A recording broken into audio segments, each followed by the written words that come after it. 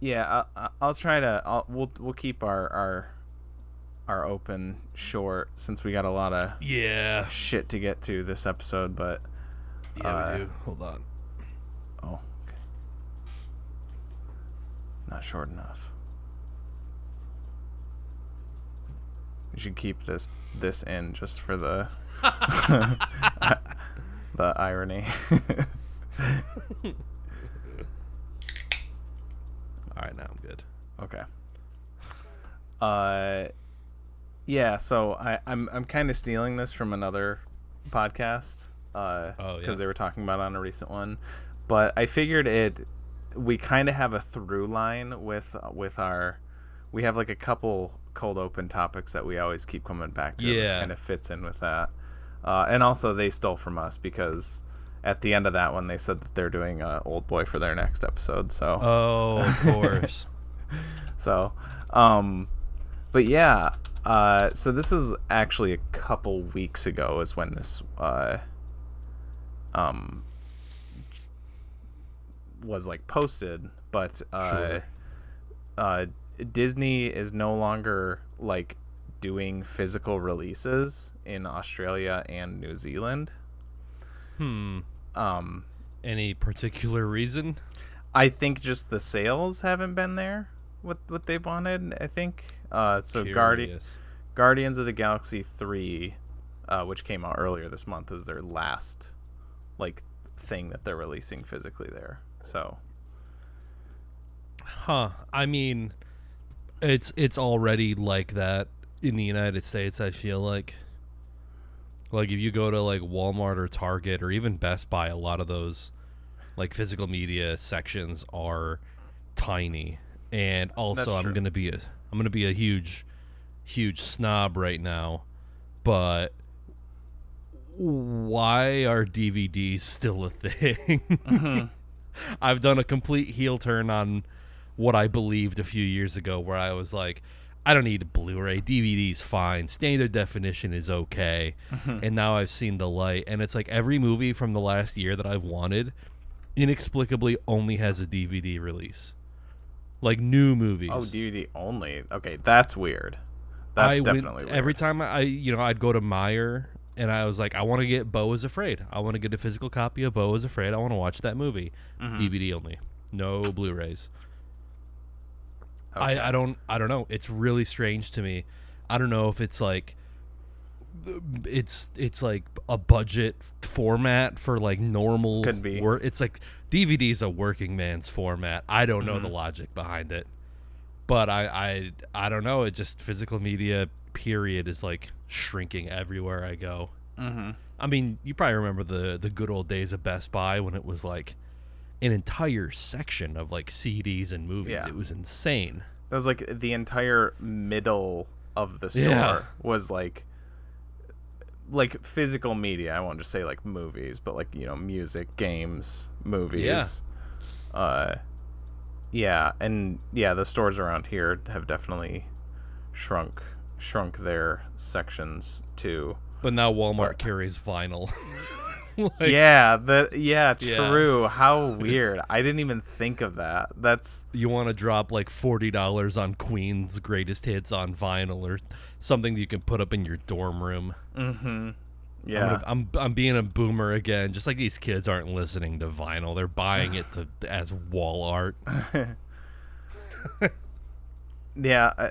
I mean, the difference is like if you live in Australia, it's not just that they're not at the stores. It's just you don't get them anymore. Gone. You have to get like a region-free player to be able to watch stuff now, or streaming. Yep. Yeah. I've been thinking about getting a region-free player because Arrow has a box set of the 3 movies that we're about to talk about. Ooh. But I bought a bunch of Blu-rays from Arrow, and they're all Region 2. But the only one that played was Weird Science, inexplicably. Oh. everything else was like, sorry, this is region locked. But you can get region free Blu-ray players for like $100. I've seen. So probably gonna do that in the future. Yeah, I really should too, because we've been wanting to get a new Blu-ray player anyways. So next one that I get probably will be just, we're living in these, screw the politics and whatever. We're living in scary times for movie collectors.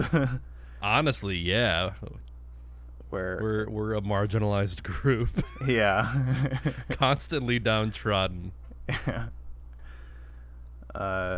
Although I do think it's making a resurgence. I feel like the pendulum is swinging a little bit, and I think people are starting to a little bit with streaming services like cracking down on password sharing and like everything having to be a rental. I think people are starting to be like, actually, I'm just gonna buy this shit for good.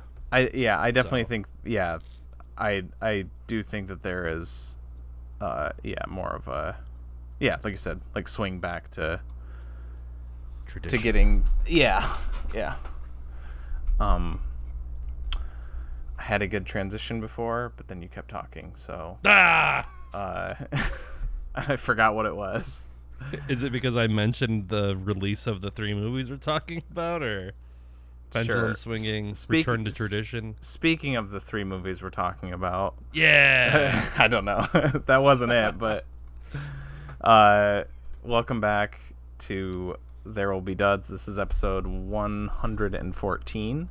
And I am your co-host, TJ. And with me, as always, I am Nick. And it's us again. It's us again. Just us again. A couple of old lads. Old misters. Yeah. And this week, we watched a few movies. We watched a series, 3 movies in a row. What one could maybe call a trilogy about the Revenging Trilogy, all directed by Park Chan-wook, and we're gonna talk about each of them, and we'll go in chronological order. They aren't there isn't a story through line with them, but whatever. Seems like that's the way to do it. So the first one is from 2002, and it is Sympathy for Mr. Vengeance, and it follows Ryu, a deaf mute lower class dude who's taking care of his sick sister who has kidney failure. He's working long hours, doing whatever he can to try to get her help, get her organ transplant that she so desperately needs. And then after a series of regretful decisions, he ends up with no money and a sister getting more sick, so he kidnaps the daughter of an executive, and she dies accidentally, and then the father of the daughter wants revenge, and also Ryu wants revenge on some people too. There's a lot of revenge from a lot of different people in this one. And yeah, so what do we think? If I had to rank the 3 movies, I think Sympathy for Mr. Vengeance would be number 2. Okay. I enjoyed it. I enjoyed it quite a bit. I really like Song Kang-ho in it. It was darkly funny. All 3 movies are pretty darkly funny. There's some like good physical comedy. There's some good visual comedy. Also, I think this one, save for maybe a few scenes in Oldboy, this one felt like the most violent of all 3 of them.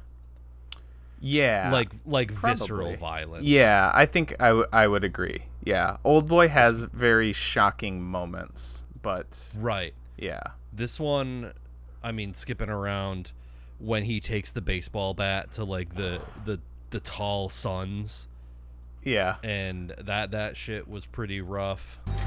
아이, 나 먼저 회개해준댔잖아.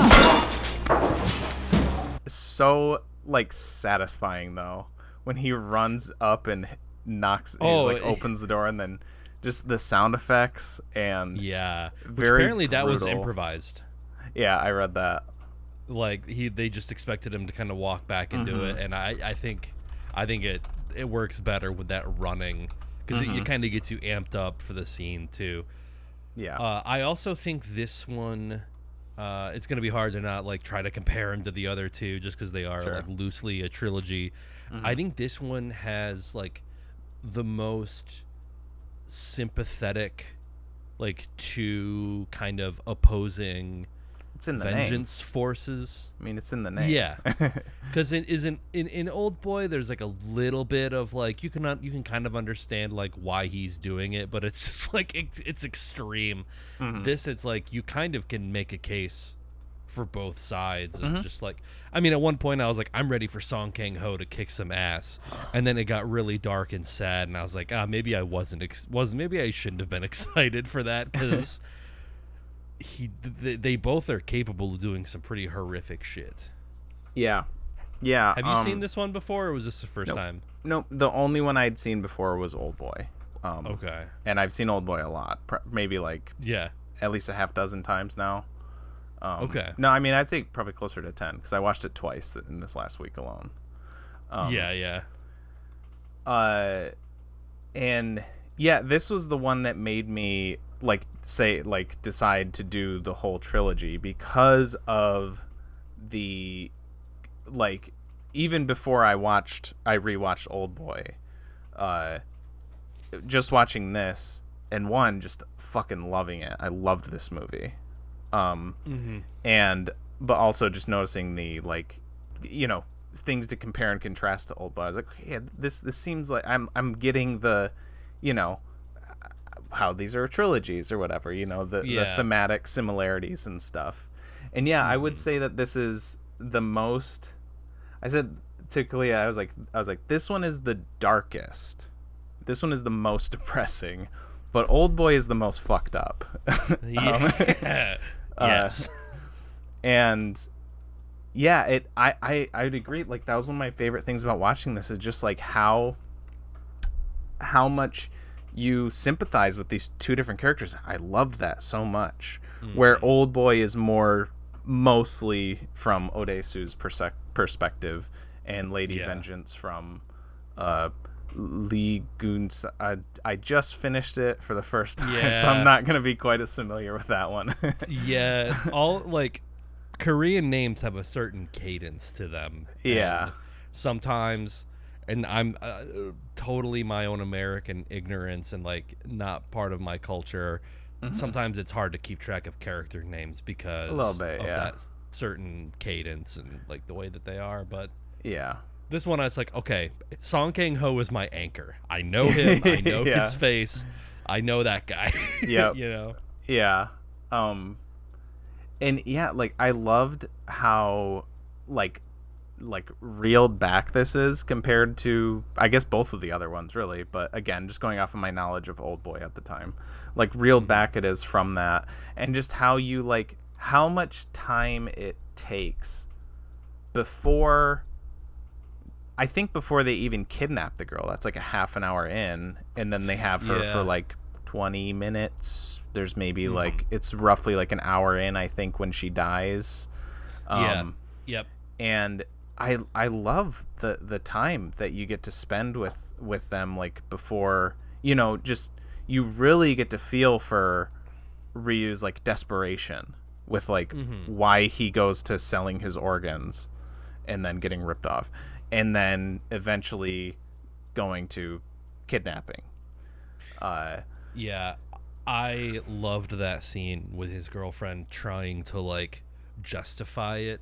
And that's another theme that I caught in Lady Vengeance too. I feel like it's almost the same dialogue, talking about good kidnappings versus bad kidnappings, and how the emotional, the family is actually stronger because of the emotional relief they have when they're reunited. So it's like really kidnappings can be a good thing. Like a family can get closer as a unit.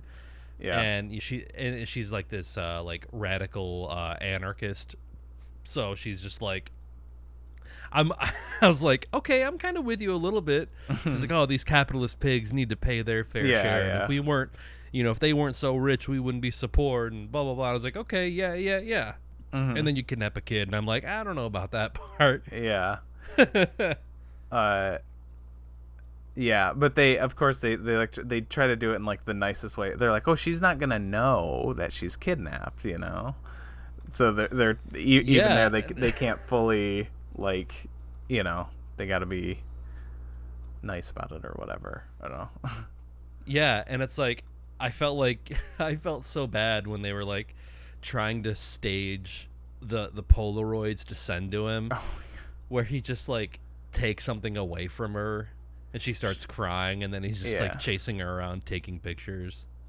I think it's almost like that was more like opportunistic because he's like making that little like gem necklace, toy necklace thingy, and she like picks it up and she's like, for me, and then he pulls it away from her, and then he's like, he acts like he's gonna punch her, and that's when she starts crying, and then he's like, oh, this will be good for pictures to send to her dad.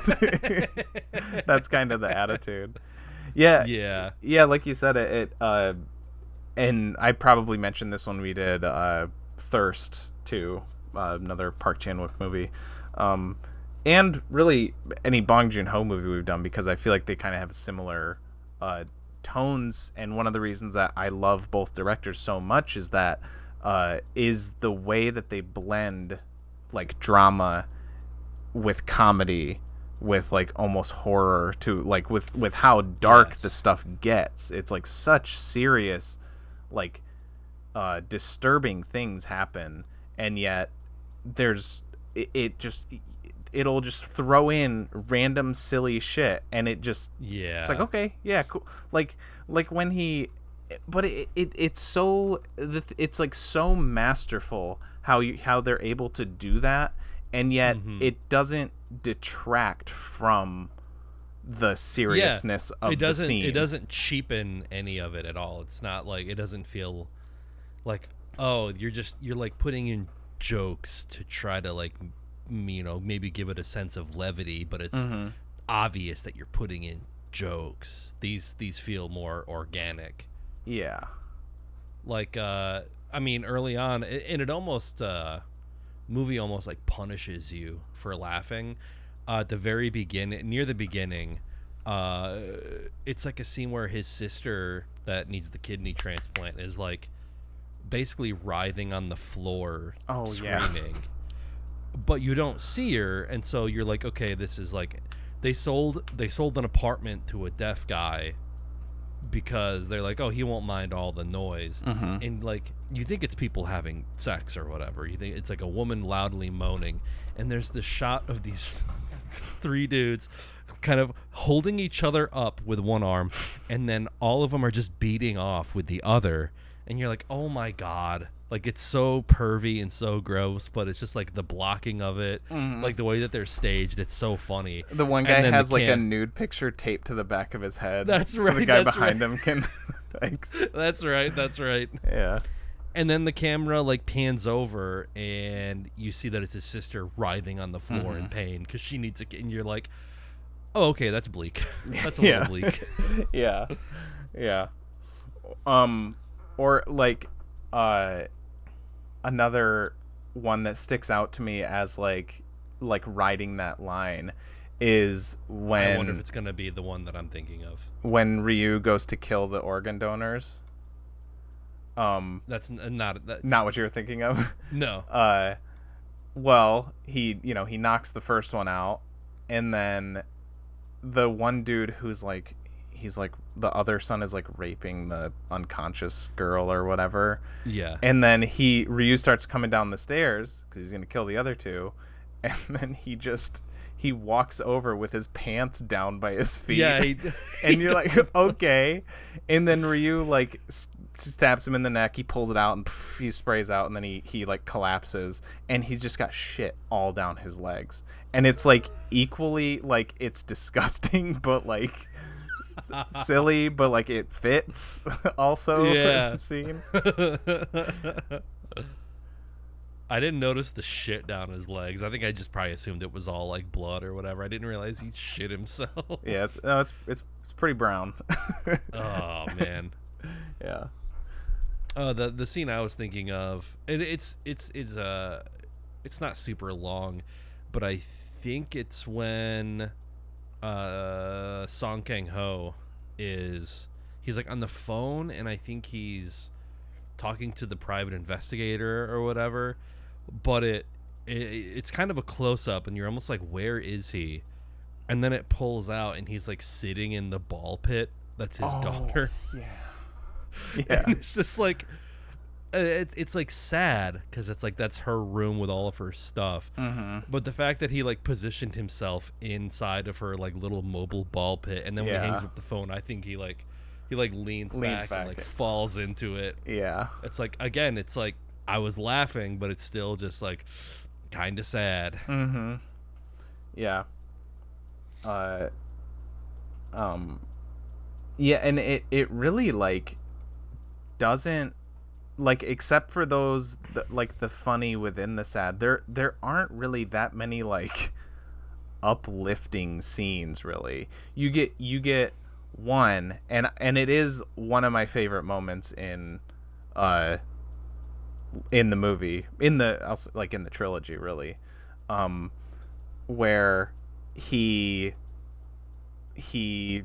ties up Song Kang-ho, he gets the ransom money, and he comes back to the apartment, and the little girl's watching TV, and he comes up, and they just have a little moment where he kisses her on the cheek because he's like, he's happy because he's got the money that he wants, and then she like pushes him away, and then he like lays down on the ground, and then she like gets up, she like kind of sits on him, and then he like crosses his legs, and then she like leans on his, and it's really cute and really like affecting, like showing that they're like bond. And then immediately after that he finds out that his sister killed himself, and then immediately after that the girl drowns. It's like they're like, all right, we'll give you one moment of, we'll give you a brief like reprieve of happiness before it just sinks. I like that part when he's going to exchange the money too, because I think he's on like the top of a roof, and I'm assuming a lot of this, it was done intentionally, but I love that like Song Kang-ho kind of walks into the shot, and in graffiti you can just see the word sucker ! Oh yeah, that's right. Yeah, I was like, oh man, that's right. Like, look, get a load of this guy. It's spelled like wrong though, I think, because I remember I'm like, wow, because there's another word in like in English or whatever you call our alphabet, Romanized alphabet or whatever. Sure, yeah. And it's also like not right. So I was like, is that just like graffiti artists like just doodling things, not knowing like yeah. Is that supposed to mean anything, or I don't know. Yeah, I love that visual of him, basically bringing the ransom money in the movie, just calling him a sucker. Yeah. I didn't think of it like that, but that's funny.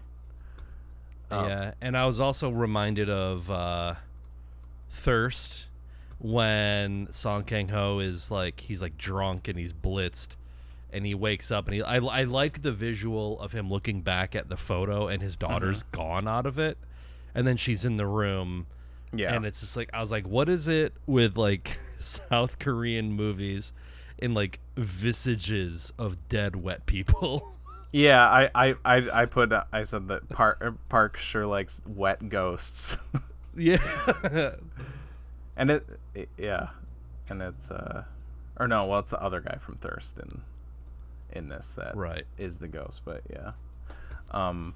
yeah, really like another like really striking, I mean, just in all three, in all of his movies, really, like he's really good at like cinematography and really like striking images, like when the little girl drowns and it's Ryu, like, you know, burying his sister, and then it's just a cut and there's silence and she like floats past the screen like face down, and then when he sees her, like where she kind of comes to rest at that boulder in the middle of the river, and her face is like halfway underwater, just like staring at him, and it's very like, like just like, oh fuck, like it's very very grim, and definitely not shy, which we'll get to in Lady Vengeance, not shy about kid death.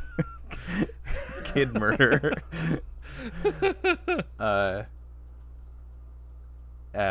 But I think it, like all this, like that and the other stuff earlier with Ryu that I was talking about, it goes to just serve how, you know, just showing where the characters are at or like how they get to where they are at the end of the movie. I mean, like the desperation of Ryu, and then with Park. Yeah, Park is Song Kang-ho's name in the movie. He finds himself very capable of violence very quickly. Yeah.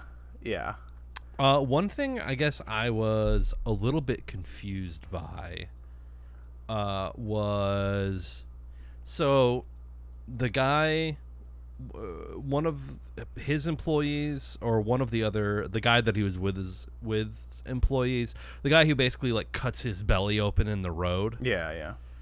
So they go to his house because I think they initially think that he might have kidnapped his daughter. Right. Because he's like, is there anyone that would, like, you know, have a reason to do this? And he's like, actually, yeah, let me think about it. Like, I think there's this guy. And so they go to his house, and is it implied that they're all dead? Yeah.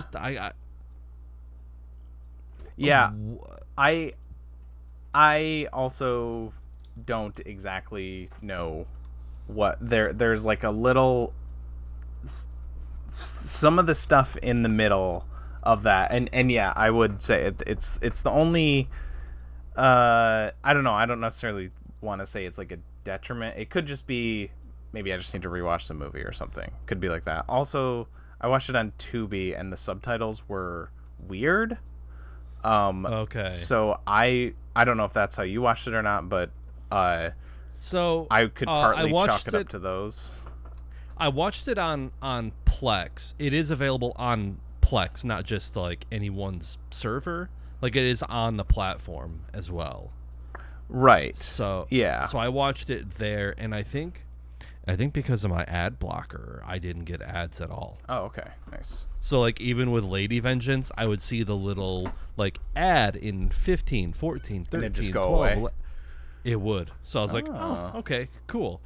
So that's how I watched it. Because he takes one of the kids, and he takes the kid to the hospital, and there's some sort of subplot with, like,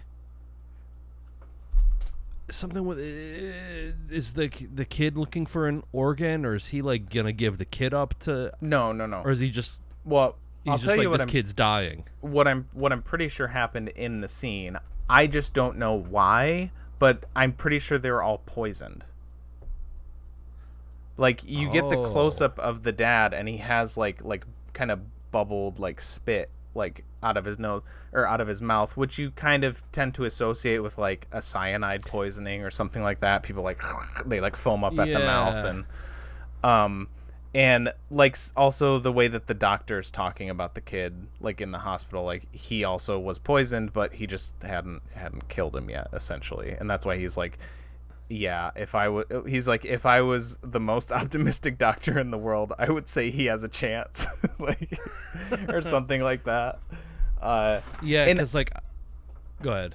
I think just the subplot with that kid is basically like, it's really just hammering home the hopelessness of the whole movie, because Park's like, you know, give him whatever care he needs.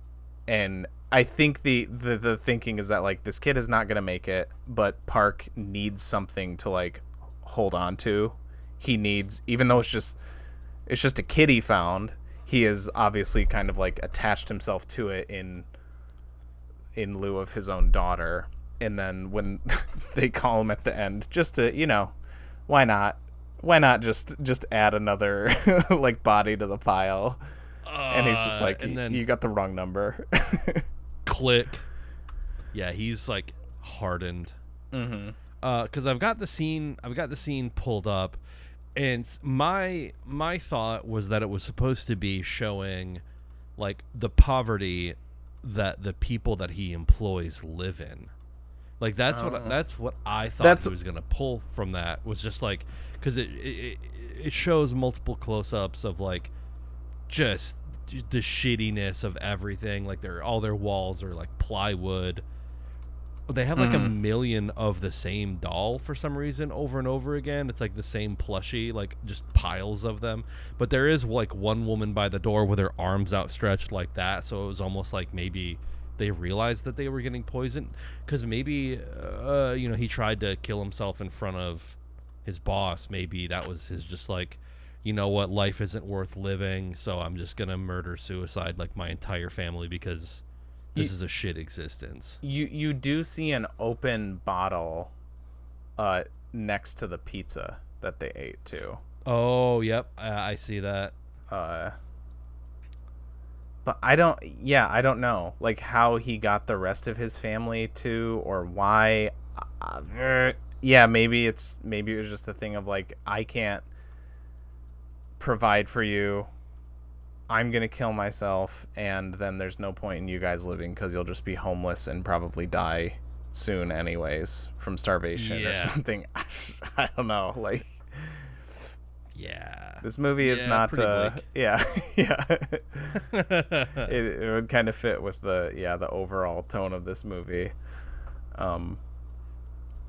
It's another thing I was sort of confused by was, I feel like there's a line of dialogue when they're going, I think this is after his girlfriend dies. Like she gets electrocuted or whatever. They go through her stuff. And I feel like there's a specific line of dialogue where he says, like, oh, she's the only member of this organization.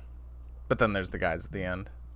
But then at the end, like, they basically make good on her promise of just, like, I'm part of a terrorist organization. They know your face. If I die, they'll come get you. Yeah, and I mean... I think, at least I thought, because I thought this when I was watching the scene, that I feel like the intent from the movie is that you're supposed to think that she's lying there and that she doesn't have any, just the way that she's like, yeah, 100%, they're totally gonna kill you, no way you're gonna get out of it, I gave him your picture. It sounds like a desperate bluff. Yeah, that's what it sounds like. And then when they show up at the end, I was like, oh, okay. So either there's a few things, and I'll say the last one last, because I think it's the one I don't really believe too much, but it's a possibility. One is she was just really good at hiding her organization, and there was a big group, but they just couldn't find anything about it because she was a good anarchist. Yeah. Two is she did just like start this organization, and like it was just picking up steam when she died, so it did have members, but it was just starting off. And then three, and this is the one that I don't really believe, is that the ending was not real, that he just imagined that because of what she said. Oh, like that, I'm saying, like, he kills Ryu, and then like everything after the phone call with like the kid dying, is in his head, because he's like, yep, well, there's nothing left for me, so why not just have that happen? But I don't know. I don't put too much weight behind that, but it's a possibility. Yeah. Yeah, and that also is just like I don't know if I want to say that that's like as outright funny, but just a very, I feel like you wouldn't see those kinds of characters in an American version of this, where like the assassins show up and they're just so like, it's like awkward, almost like a weird business transaction for them. They show up and they're just like looking at him and they're like, and they like kind of look at each other like, is this the guy? Okay, yeah. And they're just so like, they just kind of like walk him over, and then they just like stab him a few times, and they're like, okay, yeah, I guess we can go now. And then the guy like the guy that like puts the paper to his chest and like stabs it into his chest is even like, yeah, he's almost like sorry, like, I gotta do this, mister. Yeah, exactly. That's what I was just gonna say. Yeah, he's like, excuse me. yeah. To still be cordial while you're stabbing someone to death. Yeah. And then I think they just kind of like hang out there for a few minutes before they just decide to, like, he's still alive. Yeah. But then they're just kind of like sitting there, and then they're like, okay, I guess we can go now. But the thing that makes me think the most that it is like in his head possibly is the part where he looks at his hand and he has like that big cut across his left palm. Yeah. And then they gave him like an identical one on his right hand, and that just seems like symbolic more than like, how the fuck did that happen, like if it was literal. Yeah. Almost like a Christ like thing, yeah, even though I wouldn't say exactly what he does is Christ like. Sure. Yeah. The Achilles tendon, man. Oh, that yeah. is the abs, and like to see him walking on it, I'm like, stop doing that. Mm-hmm. Yeah. Yeah. That was brutal. Especially when he's just like, I know you're a good person and you know why I have to do this, right? Like, that's even in that depravity, he's kind of got like humanity a little bit. And I think that's why you need that. You need all the time with Ryu, and you need all the time with Park to get that moment and to have like to sell that moment so well, where he's like in tears, basically saying like, he's like, I have to do this. He's like, I know I've you're come a good this person, far. Yeah, like I've come this far. You know, I and have to can't kill not. you. Yeah. Yeah. And yeah, you don't get that. You don't get the payoff of that if you don't spend all that time with both characters and build sympathy for both characters. Which I forgot about this, but the scene where Ryu like brings the girl's body to the shore, and then it's like a shot of her and then a shot of him like from below looking down at her, and then it goes back to her body, and then it cuts back and it's Park there, and that's kind of like the passing of the baton over to like, okay, now we're gonna talk about now we're focusing on this guy. Yeah, and I was like, man, you really don't have to be there for the autopsy. I don't know why. Well, that was another, I thought that was a little strange too, how long it goes on for. But then you get to, he's at the autopsy of Young Mi, which is the girlfriend, Bae Doona's character. And it's the same shot where it just holds on him for the autopsy. But now he's like, no emotion. He's just like, he's just like watching like, okay, cool. And so I think that's, when it got to that, I was like, that's why they hang so long on the one with his daughter. It's to show his change from, and sure, one was his daughter and the other one is somebody that he doesn't have a connection to, but also I think it's to show that, you know, his descent into like apathy or what have you. Yeah, exactly. I mean, he does have a connection, and that connection is he like, this is the person that kidnapped my daughter that, you know, led to all of this happening. Yeah.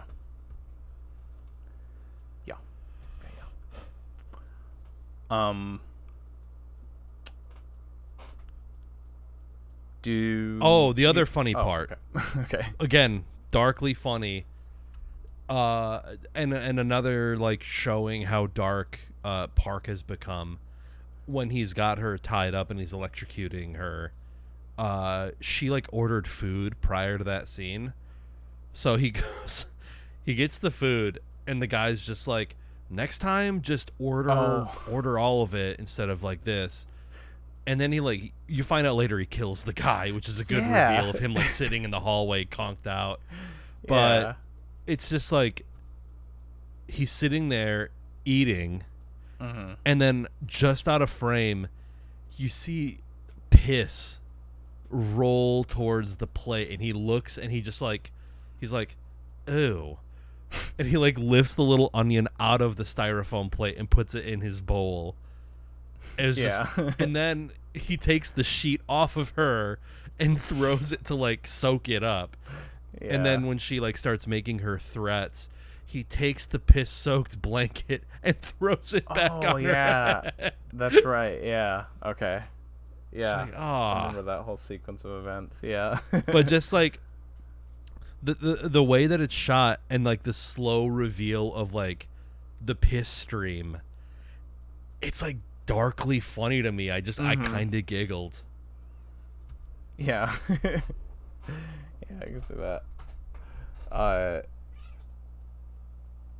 Yeah, it's not a funny moment in the film, but one of the things I read on the IMDb that reminded me for some reason is that when he's, and I thought this while watching it, when he basically when he like captures Ryu at the end, he like electrocutes him on the door. He like grabs the door handle and he like, gets knocked out, and then he drags him in his apartment and he's just like hitting him in the face repeatedly. I was like, that looks real, and it's because it was. yeah. They had to skip. They were gonna do like promo shoots like for the poster the next day, and they had to skip it because the guy's face was swollen. Yeah. That's. Yeah, and it says he bought him dinner afterwards because he felt bad. Yeah, that's right. Yeah, I read that too. Yeah, there were a few really, really good bits of trivia. First film in history to have a sex scene with sign language. I almost said that pretty one before. Cool. Yeah. And then more of a testament to Song Kang-ho's like willingness to, do anything for a role. It says he shouted for 3 days to break his voice in order to sound more authentic and tired for the scene where he's screaming for help through the plastic bag. Yeah.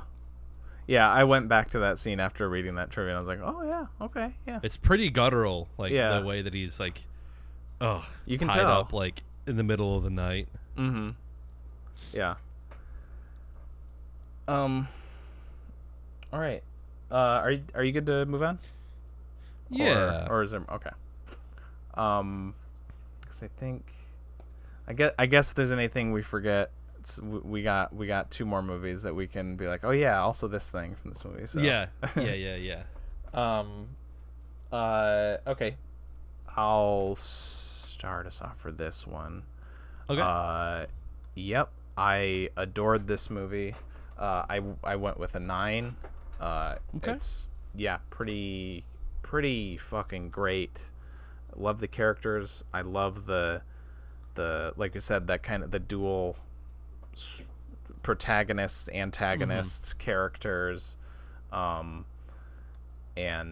their own little this felt like, for the Vengeance trilogy, this was like a good start because it is like the most revenge filled one, because like there's multiple characters that have their own like agendas, and yeah, loved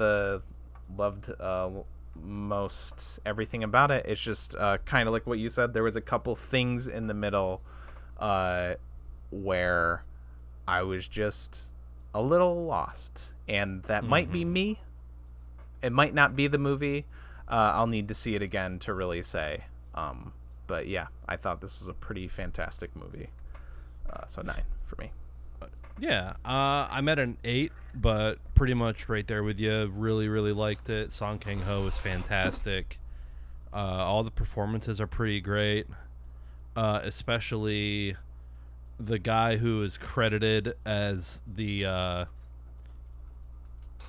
disabled boy at River. Yeah. Did you? Yes, I did. What the I think they put it on IMDb as something else because I'm assuming that's what he's credited as in the film. Right. So go look that up on IMDb. But yeah, I think the only thing that really kind of knocks it down a little bit is that bit of confusion with like the boy in the hospital kind of subplot.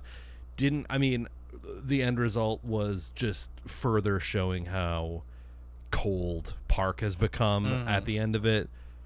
But otherwise, it didn't really seem to serve a huge purpose other than, I guess, maybe to show the economic conditions of his employees. And I guess the only other part really that I was just like the showing intricately like the machinery of where he worked at the beginning. Was just like, oh, okay, he works at a factory. Although I did think it was funny that everyone else is wearing like safety headphones except for him, and I was like, oh yeah, it's because he's deaf. Like he doesn't have to. I didn't. He doesn't have to wear That. PPE. That's like funny. He's the only one. Everyone else is like wearing headphones. Yeah. But yeah, the dual narrative of both characters, the multiple layers of revenge that happen, where it's just like it's like four different sets of dominoes falling. And basically, the only one left alive at the end is her anarchist gang. Everyone else is just. I was wondering. I was like, who is still alive? Yeah, the guys who show up for one scene at the end of the movie are the only survivors. Yeah. But yeah, 8. Nice. It's really good. I really liked it. Sweet. Speaking of really liking it, I guess we'll just do that for each one. Yeah, sure. Yeah. Speaking of bleak, speaking of a lot of people dying, speaking of vengeance, the next movie in the trilogy is from 2003, and it is called Oldboy. This one, the second in the Vengeance trilogy, follows Ode-su, a man who is imprisoned in a hotel room, more or less, for 15 years. And he doesn't know why. He is then released, and he doesn't know why. And then he is given 5 days to find out why. And he meets a young woman and reunites with an old friend from school who they both kind of help him out. And more revenge stuff. This is one of my favorite movies ever. Showing my hand a little early on this one. This is my favorite of the trilogy, obviously. I saw this probably when I was too young to watch it. I probably saw this back in whenever it came to the States, because when we had like early Netflix and it was just like mail-in stuff, like mail-in DVDs. That was my way to watch like Asian cinema at the time. Like before we had like the hot, before we had cuz we did get like an old like samurai ninja channel on, channel 9000 whatever on our satellite TV. That's how I watched like Seven Samurai and like Yojimbo for the first time. But prior to that, the one movie that Kung Pao was used the archival footage of. It may be, yeah. But yeah, prior to that at Netflix, and so I don't know how I knew about this one as like a 10-year-old kid, but I did, and I was like, hey, it's Asian. Really had your finger on the pulse. Yeah, and it's cool. It's supposed to be cool, and I feel like when I was younger, I probably liked it for different reasons. I do know that there was. I do remember as a kid really liking the movie, but also being very bored for certain parts of it. And I've seen it since I was a child, but watching it more recently, because it had been a while since I had seen it before, I was glad it like reinforced that like I was just a stupid kid who needed more needed more action, needed more attention grabby things. And there are like slower moments in this, but I think this is it's one of those where there's not really a bad scene. There's not really a dull moment for me. I love this thing from like top to bottom. That's my overall pitch. I'll let you talk now. Oh, you watched the 2003 Oldboy. Oh boy, don't even fucking bring this up. Don't fucking even. I was gonna say we're pulling for a dud movie next week. Why not? Oh, do we want to? Holy shit, dude. I thought about it, about like throwing it in or something. It could be like, this could be informed by 2003 Oldboy being one of my favorite movies, but the 2013 movie is one of the worst fucking god-awful piece of shit movies I've ever seen. It fucking sucks. Every decision that they make, every choice that they make, change that they make is for the worse, and they make a lot, and it is for the worse, and everything that they do that they don't change, they do worse by either like having people literally explain it to you, or just, I don't know, you have shit like the hallway fight scene, which seems like you got a lot of choreography, but shot wise and stuff, like it seems pretty straightforward, and yet they still fuck that up too. They fuck so many things up in that movie. There was I think I looked it up. I looked up like reviews of Oldboy on like YouTube to see like what other people said, and I think there was a Your Movie Sucks video that did both of them, and it showed the hallway scene from the other one, and it does that thing where it's like you can see dudes in the hallway like kind of like they don't know what to do because they're waiting to get hit. Like you can just tell because like they're like yeah, all right, like there's just no direction whatsoever. And like the hammer, like there are a lot of famous things in this movie that I've heard like referenced like outside of it. This is like I've heard of this movie forever. Like I've known about it basically like as this like legendary movie that everyone hails for like a long time. And you went to go see it, and I went to go see it last night. And before the movie starts, there's like Park Chan-wook is like he does a little thing before them, and he says like, if you like octopi, which or something. I was like, okay, they're probably like gonna kill a live animal, and sure enough, they did. Which they went through 4. Yeah, dude. Did you read that he was like that? Choi Min-sik is a Buddhist. He prayed for each one. I'm like, good for you. I was like, that's nice. Yeah. And it's just like octopus are like really smart too. They're like very intelligent, so it's just like the only thing I could say is like, because I am not a fan of animal abuse, what have you, in movies, and I'm not completely absolving this movie of it, but at the very least, it's like it is food there. Culture. It's like a culture. And what they do there is they do. Like normally the preparation would be like eat, if you want a live one, they bring it out live and then they cut it, like, so it's the same thing, but yeah, they killed 4 for one scene, and I mean, like I said, it's not a complete absolution, but it's not like I don't know, any other movie that's just like horrifically brutal for no reason to like, it's not part of the culture whatsoever. I do think one thing that kind of sullied the experience for me was that I had heard that there was a twist. Oh, okay. And so that was like at the forefront of my mind. And as I'm like watching the movie, I'm like trying to figure out what the twist could be. And it's like as soon as he met Mito, the young girl, and it was like, oh, she's around his daughter's age. I was like, okay, well, who is she in relation to him?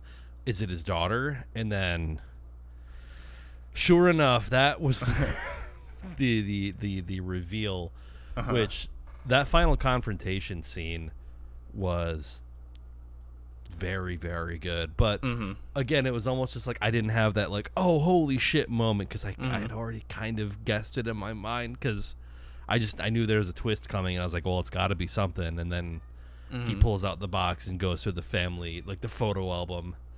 But I mean, everything about that scene was still really great. I really liked like the blonde-haired bodyguard. Yeah, Mr. Han. Yeah, like all of his shit was great. Yeah. I did watch. Kalia watched the first two with me. Okay. She kind of Sympathy for Mr. Vengeance wasn't a plan, but I think she seemed to kind of be into it, so she finished it. And then I was like, I want you to watch Oldboy. It's one of my favorites, so I really want you to watch that. And she said at the end that she figured that out right away, too. But, I think she's still like dug it. But I was like, her saying that, I was trying to think. I was like, yeah, since I did watch this when I was a kid and before it was like the cult classic that it is now, I probably didn't guess that. Yeah. Even if I had, I probably wouldn't have guessed it because I was, like I said, I was a little kid. But I think I do think that people like you're saying that, like, oh, there's a twist, and I do worry that some people maybe like hone in too much on the twist. And really, I could say this for a lot of movies, where, like, to me the twist is an element, but it is the just journey. It's just a small piece of a great incestuous pie. Yeah, because it's like, yeah, like you said, that entire final scene is fucking awesome. Choi Min-sik, I think, is probably, like, this is one of my favorite performances in a movie. It's one of those pitch perfect performances, a la, this will seem weird, but it makes me think of Gene Wilder in Willy Wonka and the Chocolate Factory. We were talking about that, where, like, he has a balance, this perfect balance of, like, in that, like, sincerity and, like, the funness of Willy Wonka with, is this guy actually a madman? And yeah, it's, Odesu isn't, like, quite as subtle as that, but he flip-flops between, like, he does this when he like right near the beginning when the little feed door opens, and he's like slapping the guy's leg. He's like, why am I here? And then he's like, please, I'll do anything, please, I beg you. And then he'll be like, get here, you ass. He goes between, like, he begging, insults him, he starts swearing at him. Yeah, and then he's like, I'm sorry, I love you. And he's like, kid. Yeah, and he does the exact same thing with Lee Woo Jin, like, at the very end. Shoes. Yeah, he's like, I'm gonna eat you, and nobody's gonna find the body because I'm gonna chew you up. And then 20 seconds later, he's literally a bootlicker. He's like, I'm your dog. It made me think of Willem Dafoe in The Lighthouse, after, like, Robert Pattinson beats the shit out of him. And then when he goes to, like, bury him alive, like, Willem Dafoe's just like, he's like, come on, dog. And he's like, woof, woof. And then he, like, goes into the hole and he buries him. Yeah, that's right. Yeah. I thought Lee Woo Jin I loved his character. I love him too. Yeah. The sort, like, his like smug smile, like, his sort of just like, he's orchestrated everything. Like, he's just such a smug asshole about it. But then you see him break once, and I don't know, that almost took me out of it a little bit when he's sitting in the internet cafe and he's, like, listening in on the conversation, and they keep talking about how his sister was, like, a slut, and he, like, just goes crazy and just, like, stabs his old buddy and kills him. And I was like, I don't know, I didn't like seeing him lose his composure. I liked. I like that. I like that you get you see the cracks in his facade because of, like, I do love the cool, the calm and collected and super like, I don't know, super smarmy, like when he's Yeah. like when he's literally like in the final scene and he's like laughing, like he's like snort laughing at like Odesu. But after he cut his tongue out. Yeah. I really like seeing those cracks and seeing that, like, oh, there is, like, you know, because that's where you're getting, okay, they are getting to it. They are getting to the truth of it, because it's setting him off, and it's showing that he has this weak point, and, like, he fucking locked Odesu up in a room for 15 years because of his sister. So this is obviously a very sensitive thing for him. So in my eyes, I think it's fine. And also, I kind of think he was maybe looking for, like, I almost think he was maybe going to kill his friend anyways. Or he was looking for to, like, to provoke him even further and be like, look at all the people who have suffered and died because of you. Yeah, and because he's literally like, yeah, you took your bug out, so, yep, and I had to come here and listen, so, you know, this is your fault. Oh, sorry, I have the movie pulled up on my other monitor just to kind of refresh, and I love that shot of Odesu in the car, like, freaking out while he's, like, doing this yoga pose, just like almost like a scorpion tail, like ready to strike. Like his body like lifts up, and you just see this single tear like come down his face. Yeah, the car part is great. Yeah. Again, also like darkly funny, like right off the bat. Like all the shots of him like going insane in this room that he's locked in, where it's just like he's watching some like American Bandstand type show, and he's just like staring at the woman on the TV, and he's just like aggressively beating off. Yeah, and then he meets this guy on the roof with like this dog. You skipped the funniest part about that scene, because right before then he cuts his wrists. He's like, you know, he's been in the hotel. He's like, yeah, I'm gonna whatever. He's reached the point of suicide, and then he's up and he's jerking off to the people doing music on stage, and then he says, but the song is too short, so he can't finish. So then he tries to kill himself again.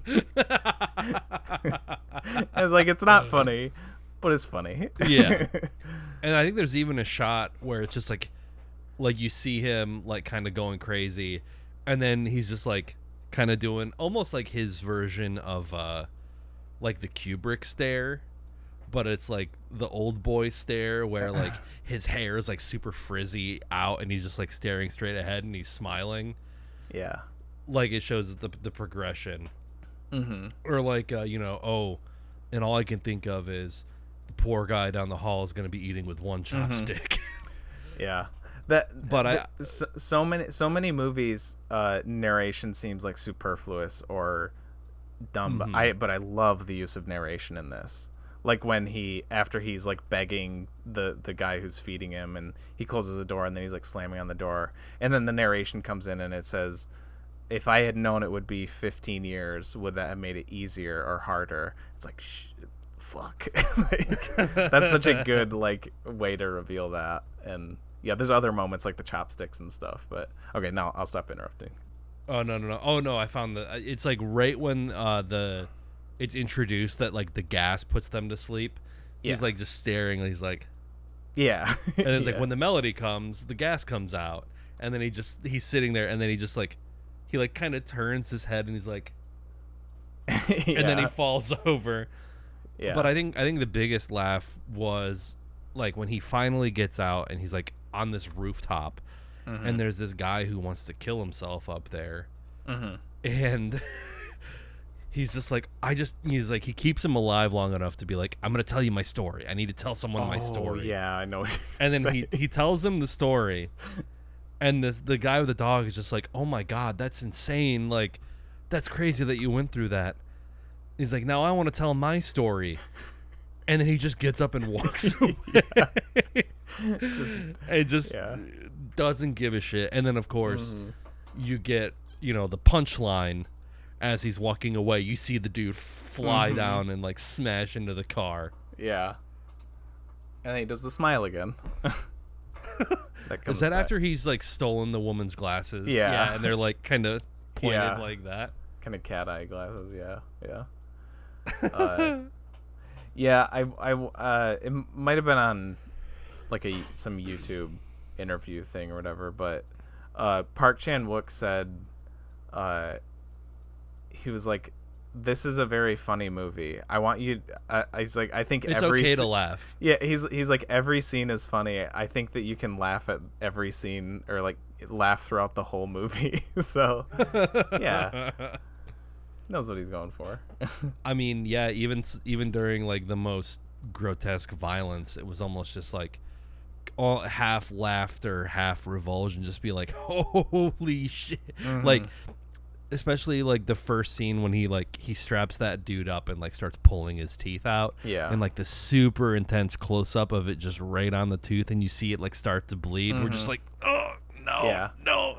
Teeth stuff, don't like it, can't do it. Yeah. Achilles heel, pretty bad. Teeth stuff, somehow is like even worse for me. Yeah. That's probably the most intense like violence, like I was saying that like Sympathy for Mr. Vengeance is the most kind of violent movie, but you have like the shocking moments in this, and yeah, that's probably the height of it for me too.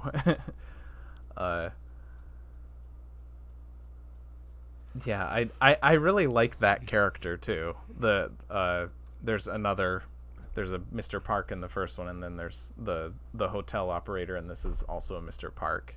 And I really like that guy, that he like he's always just kind of a lackey, but how he pulls all of his teeth out, and then like the next couple scenes he's like kind of helping him out or whatever, but then he's still working for Lee Woo-jin. But I kind of like their just starting off of like their relationship beginning with like him pulling half of his teeth out of his head, and then just going to like talking to each other, and like he brings his ring back after Lee Woo-jin cuts his hand off, and the guy's like touched by that or whatever, and oh no, yeah, it's like I guess before that they have the part where they have Mito tied up, so that's before they start being cordial with each other, and he's like gonna pull Odesu's teeth out, and then he starts doing that, like Odesu starts like laughing with that like thing in his mouth. Got, like, yeah.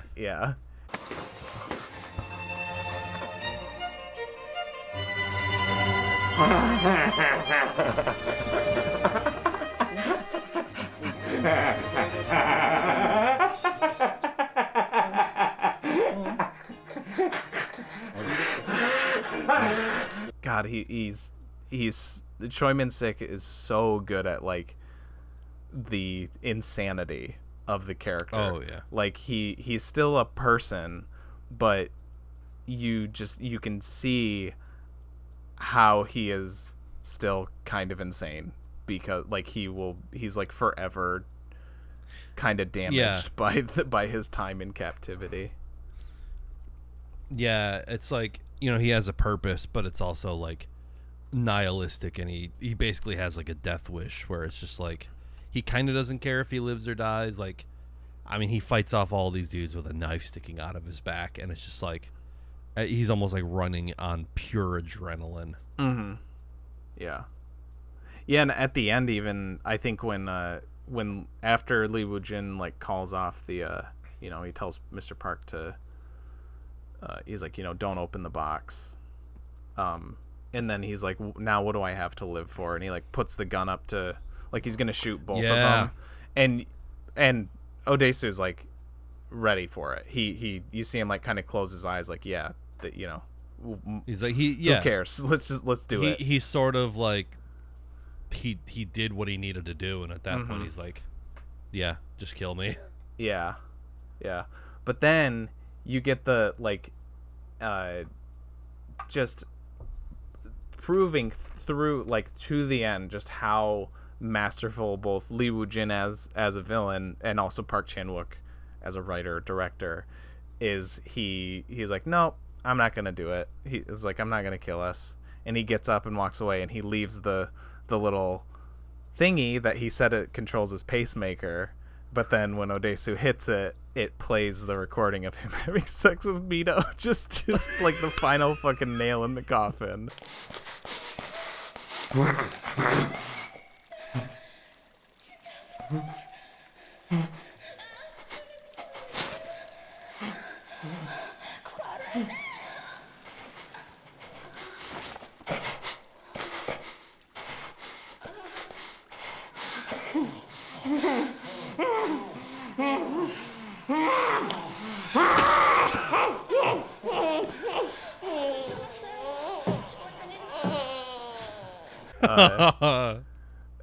It's so good.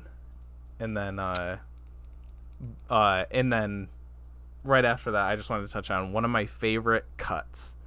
And I think the editing in this movie as a whole is just fantastic. But one of my favorite cuts, I fucking love when it's Lee Woo-jin in the elevator, and he has like the flashback, like it's him standing in the elevator, current Lee Woo-jin, and he's like holding his hand out, and then the camera pans down, and then his sister's hand is there, and then it's like him as a kid, and then and then he drops her, and then it's the close up on his hand that just let go of her, and then he does this, and then that's click, boom. Yeah, one of my favorite cuts. That was ever. Slick. Yeah. I really liked. I mean, they kind of played at it a little bit before that too, showing how he like went back to the memories of like what he saw when he was like in high school, and I liked the old and the young version sort of like walking around and occupying the same space, where it's like you see the young version like running up the stairs, and then you see, or like he sees him running because he's going to go do shit with his sister, and you see him looking, and then he moves out of frame, and then Odesu moves into frame and then watches himself follow who we just watched. Like it was really cool the way that they did that. Yeah, very smooth. And like that was sort of like the culmination of that when he's in the elevator, and it's you get to see like current as he's holding his sister's hand. What was I gonna say? So how do you what do you think about the like the not necessarily the the daughter reveal, but just the whole kind of unraveling of, I guess, kind of the whole thing where he's like laying it all out to him, and that you were like hypnotized and suggested and stuff, because that was one thing watching it this time where I was like, I could see this not landing for people, because like I in reality don't believe in hypnosis. I don't think it's like a real thing. But I think the movie sells it well enough to where I'm like, but who knows, maybe I'm just deluding myself because I love this movie so much, but I do think the movie sells it well enough, and it does work better than like if they weren't hypnotized and it's just like, oh yeah, I just hoped that this would happen. It's better for Lee Woo-jin to be like, I need to guarantee that you're gonna fuck your daughter, so I'm gonna hypnotize you guys. I think more so it was like the power of suggestion, and I think it's more plausible with him than it is her, because like he's in this jail cell for 15 That's a good years. point. Yeah, so you can really control everything that he sees, all the stimuli that he gets, and also they're like putting him out with like Soviet era like gas every night, so it's like that. I mean, clearly like his mental state is not great, but doesn't he even say like she's a chef, and he's like, oh yeah, I saw you on TV, right? Yeah, so it's like, yeah, well, he probably got specific programming, and like it was like, okay, he needs to see this young girl on this chef program, because you have to, like, you got to plant the seed in his mind to like do that. Yeah, that's a good with point. her. I mean, I guess like what? It was like, oh, when he says this and answers the phone and says this thing, that's going to cause you to grab his hand, which will knock him unconscious immediately. Yeah. It's like, yeah, so, she was supposed to react to, the guy that says, he says, like, who is this, or something like that. Yeah, it's like, I think it was, like, his name and him saying that. But, I mean, now that you think about it, that might have been, like, the only real hypnosis done on her. I don't think there was, I think most of the rest of it was just him, so...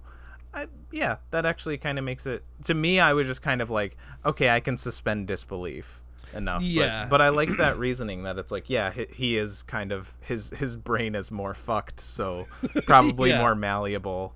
And, they only do a little bit with her, so sure. Okay. Yeah, cool. And I mean, even then, with the final shot, I how did you take... I mean, you've seen this a bunch of times. Oh, yeah. How do you take... I did want to talk about this. Yes, I did want to get onto this. So I will say that Park Chan-wook did intend, like, it is supposed to be ambiguous. Okay. I don't know if he has an idea of what happened, but he said that the intent is that you're not supposed to know for sure.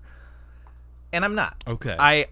But I think where I land is that it's some combination of these things.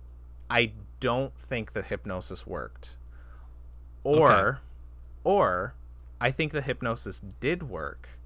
But the way that she phrases it is that, like, you know, you're in a room, you look into a mirror, and there's the other you, and this is the monster. And the monster knows the secret, and Odesu doesn't know the secret, and the monster walks away and you never see him again. So what I kind of think, and this is reinforced by Odesu calling himself a monster multiple times in the movie, I think Odesu died. The Odesu half died, and the monster is what's left, because the monster knows the truth. And, like, the monster is just like, yeah, I'm a monster. I'm totally into this. Not necessarily that. I think it's just that he's accepted. The part of him, like, that would, like, you know, he's lost his inhibitions. Yeah. Like there, I'm not saying, like, he's like, yeah, sweet, I'm totally down for this. I just kind of think that he... Like, there's parts where he's like, I have become a monster, like, after, like, torturing the dude or whatever, or, like, after my revenge is through, can I ever go back to being Odesu, or, like, am I forever changed by this? And so I don't know, but I because he starts, the final shot is he starts and he does that smile, and just another testament to how perfectly he does the performance. It's just a subtle shift into, okay, he doesn't really look happy anymore. Like, before it fades, he looks more pained and like, I mean, that smile, the whole thing behind the smile, the whole, like, you know, laugh and the world laughs with you, weep and you weep alone, is like, he's hiding his real despair anyways, right? And that's what he's doing at the end. But I think it's so overwhelming that even his fake smile, his shield is breaking.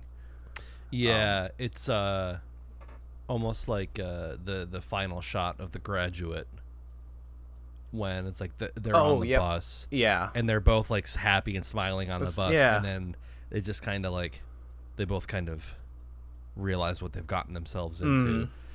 Yeah, I sort of like the ambiguous ending, and I do like that theory that, like, the monster is the one that actually, like, is in control now, because that is the smile he does several times throughout when it's like he's lost it.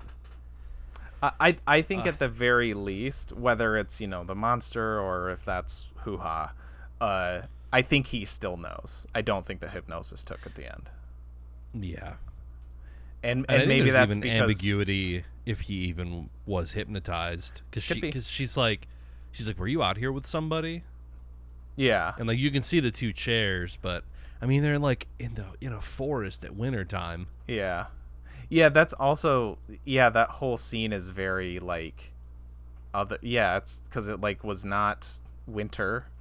How much time has passed since the climax, the last scene, and yeah, they're in this mountainous. They actually shot that final scene in New Zealand, so it's like I think very intentionally supposed to seem strange, like, supposed to seem otherworldly, like even like the color of the sky at the end when it like pans around, like it's like it's almost like red and yeah you're right. I do love the when she does the hypnosis and she's like, look at that tree, and then the camera like pulls back and there's a tree, and then she's like, it's turning into like a cement column, and the camera pulls back more and it's like there in the forest with them and stuff. So what do you think for the ending? Like, what did you take out of it? I think the way that he looked and the way that he smiled, I think that was basically like, you know what, I know what this is, but this is the only version of happiness that he can find, so he's just gonna roll with it. Okay. Good. As dark and twisted as it is, that's basically all he has left after like he's basically lost everything. Yeah. I've definitely seen that image used as like a meme or like a reaction. The like his like over the shoulder like smile with like his hair all frazzled. Yeah. I could see that. It's weird.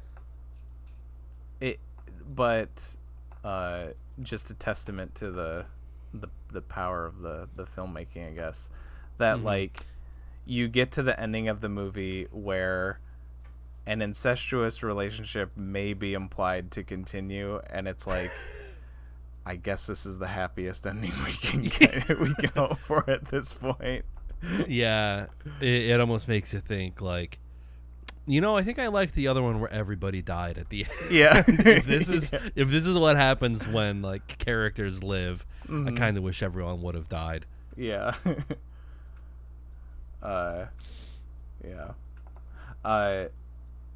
I did something. I think this is also on the IMDb trivia, but something I never really like clocked, but seems obvious, is that like, do you know why he's called Odesu? I mean, I know he has a reason in the movie, but the Oedipus. Yeah. And then I think I even saw another one that it was the other guy was it wasn't Atlas. Like, was like Lee Woo Jin? Or what are you saying? He was what? Oh, like he's supposed to be another. Yeah. Like named after another. Oh. Yeah, hold on.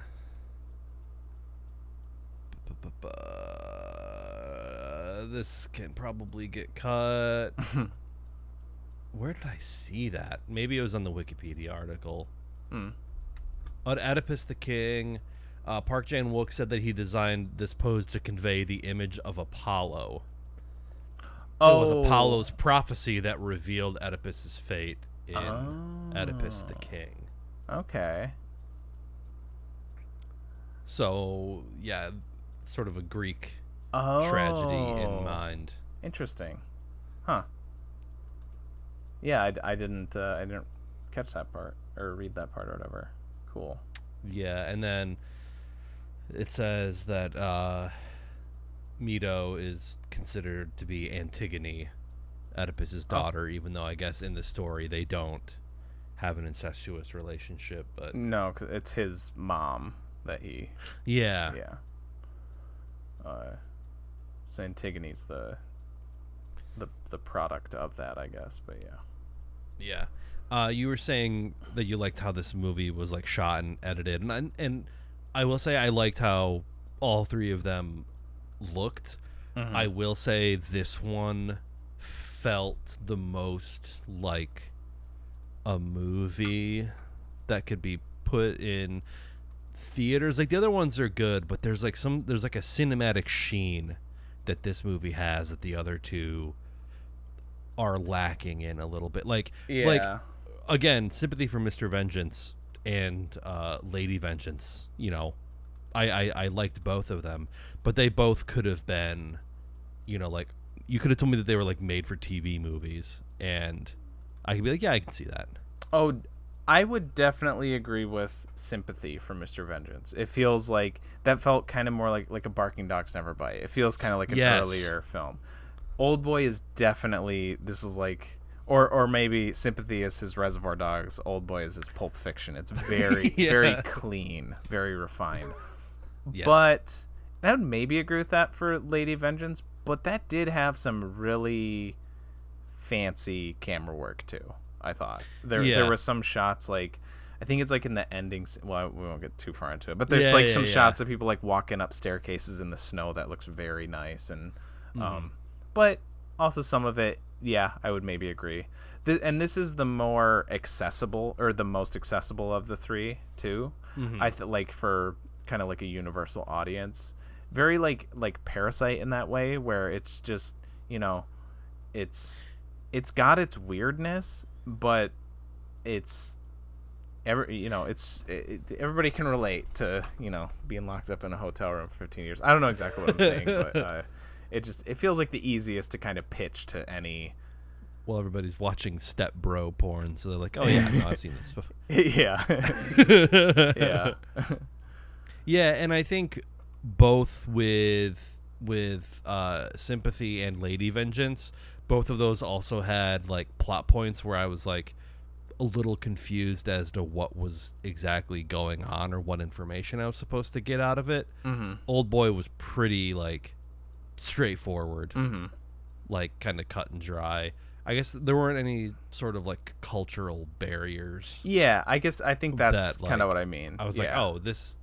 I guess except for like the eating of the squid, that's like a cultural barrier because that is not an American thing at all.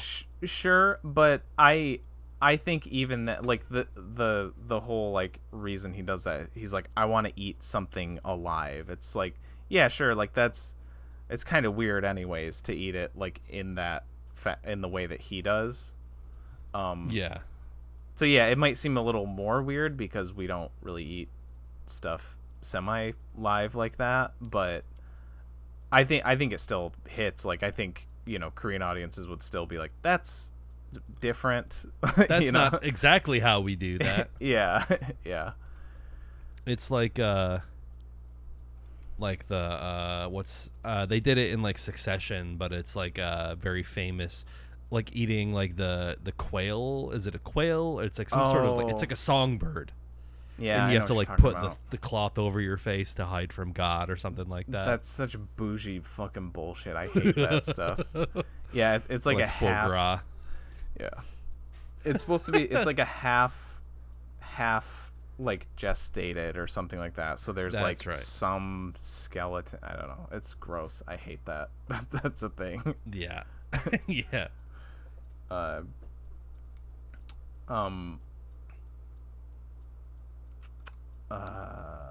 Shit. I know there's more I want to say, but I do like the I'm just kind of skipping around the movie right now too.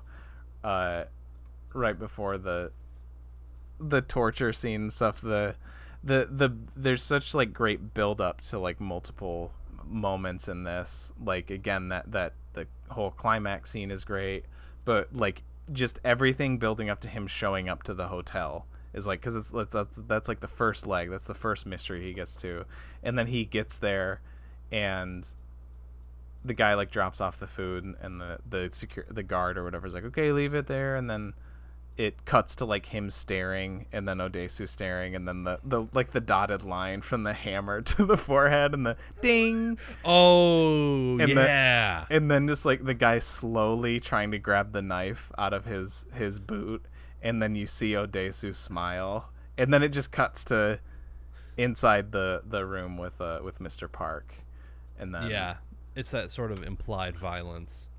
Mm-hmm. Yeah, and I was also reading that I don't know what film festival was it. Was it Cannes that this premiered at? Maybe. Whatever, it like premiered at a film festival where Quentin Tarantino was like the president of the board of whatever. And like, you know, you said Sympathy is like Reservoir Dogs and this is his Pulp Fiction. Mm-hmm. I definitely can see the influences in that scene in particular with the hammer and like the little dots that go to his forehead. Because they do the square. Yeah. Yeah, that's funny. And also, it's not in Pulp Fiction, but the sort of when he's like fighting off the dudes in the hallway with the hammer and like the one shot made me think of like Kill Bill when she's like that silhouetted scene when she's like fighting off all the crazy 88, and it kind of sticks on it a little bit. I don't know. I can see the influence that this movie had on Quentin Tarantino, especially like the revenge aspect as well. Yeah. Yeah, that I did want to say about that fight scene compared to the remake one, is that like they do some of that, like you were saying, of people like kind of hanging off the side of the frame, like not being able to get in there, but it establishes before it cuts to the, you know, the main shot for the fight that they're in like a small hallway. So the guys in the back literally can't get to him. Like from our angle, it doesn't look like that, but you know that like. Yeah, they've all got like their hands on. They're like kind of like if a guy gets knocked back, they've got their hands on his shoulder and kind of pushing him forward. Like they're kind of working as a unit. Yeah. And yeah, from like the few clips that I saw from like the Josh Brolin that scene, it's like a story in like a building, and there's like it's like corners, and this is like a cramped hallway. It's like basically one location. It can't just be like, you know, people, because otherwise they would just surround him. Yeah. I don't know. Right. Yeah.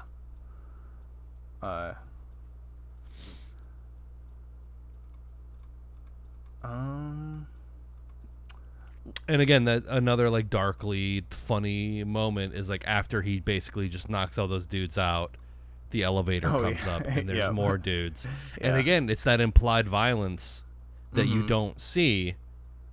That is, I love that shot of like all the guys in the background just like kind of like and you just see Odesu and the blood comes down his chin, and he just smiles, and then I like that he kept the dudes in the elevator too. Like they didn't rush out to him. He rushed into them. And then knocked them all out and went down. It's like it's silly, but it works, and it shows how insane he's become, or at least how driven. He just casually pulls the knife out and just drops it. Yeah, yeah, that's right. Apparently that so there is a use of CGI that I think is pretty noticeable, but one I didn't know until I read is that knife is CGI too. Yeah, which I guess makes sense because it does seem like it would be kind of tough to, because if you did it for real, you'd have to have like one of those retractable blades, but then one that would also like a prop that would like lodge into his back for that. But like that looks pretty good as far as I can tell. But the other, I guess there's the giant ant, so there's another, but that's fine. That doesn't have to look real. That's okay. But there's like the close up of the ant coming out of his arm, and like his entire arm is CG, and it's not like a knock. It's whatever, but it does look pretty fake. Yeah, it's kind of like the monster in The Host in like some of those shots where it's just like, yeah, but or like he's got them all over his face, and it's like spinning like 360, and he's like freaking out. Yeah.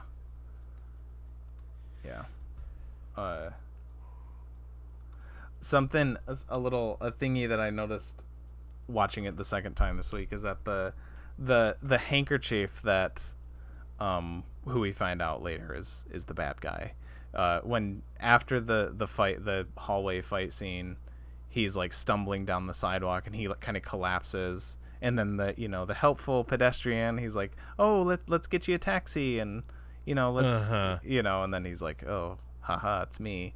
But he he pulls out a handkerchief to like kind of dab his wounds, and the pattern is the exact same as like what's on the gifts that he and leaves. It's purple. Yeah, like purple is that's like the purple umbrella. Mm-hmm. In the umbrella, yeah, that's the other. Yeah, it's the same like pattern and color scheme, and yeah, I don't know, I just hadn't like noticed that, or I didn't notice it when I saw it in the theater or whatever. And that's kind of what like sows his seeds of doubt in Mito, because I think doesn't he like recognize the color, because he's just like I can't trust you, I can't trust anybody. No, the first thing that does is she's talking on like the instant messenger, and it's him, and he says like, hi Odesu, like he acknowledges him, and she's just like, no, it's somebody that I just talked to online, and we talk about sushi or something like that. Oh, I forget that his username is Monster. Yeah. Maybe kind of going on to like the hypnotism theory about like her, maybe even if she's only hypnotized a little bit, like if he's talking to her on this instant messaging platform, he's probably like feeding her ideas too, very subtly. Very like Nathan Fielder, The Rehearsal, like just feeding her. Like, yeah. Also, I didn't hear it, but apparently when he goes to the internet cafe, like you can hear people playing like Half-Life. Yeah, it's like Counter-Strike. Counter-Strike, yeah. Yeah. Which like I forget that, like, I don't know, was that ever popular over here, like internet cafes, or there's just like a shitload of, I don't think so, like PC as far setups? As I know. Not as far as I know.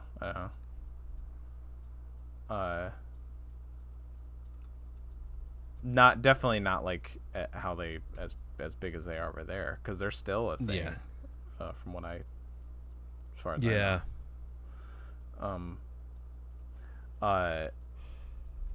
know. Something else I kind of grok to this most recent watch is when the first time that he calls him when he's in the sushi restaurant, Lee Woo-jin says he says when he's basically saying like, okay, yeah, now you got to find out what's going on, and he says, school's out, it's time for homework. It's like, oh, that's the first little hint that he knows him from school. Oh yeah. But that was a little clever kind of foreshadowy thing. Yeah, I also like the actor is like 14 years older than him. Right. They're supposed to be contemporaries, but also I think there is a part where he's like, oh yeah, like I've aged a shitload being in this prison.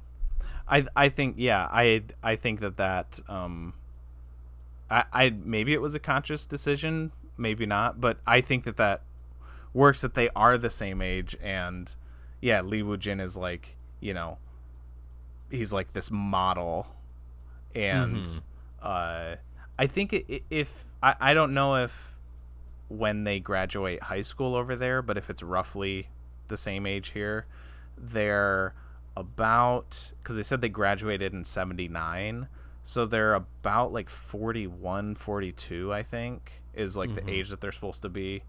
And Odesu looks older than that, and Lee Woo-jin looks younger. And I think it's a good kind of pairing to do that, to show just how different their time has been. Yeah, exactly. Because does it ever say like what Lee Woo-jin's character does? Obviously, like he lives in a penthouse, like this beautiful business.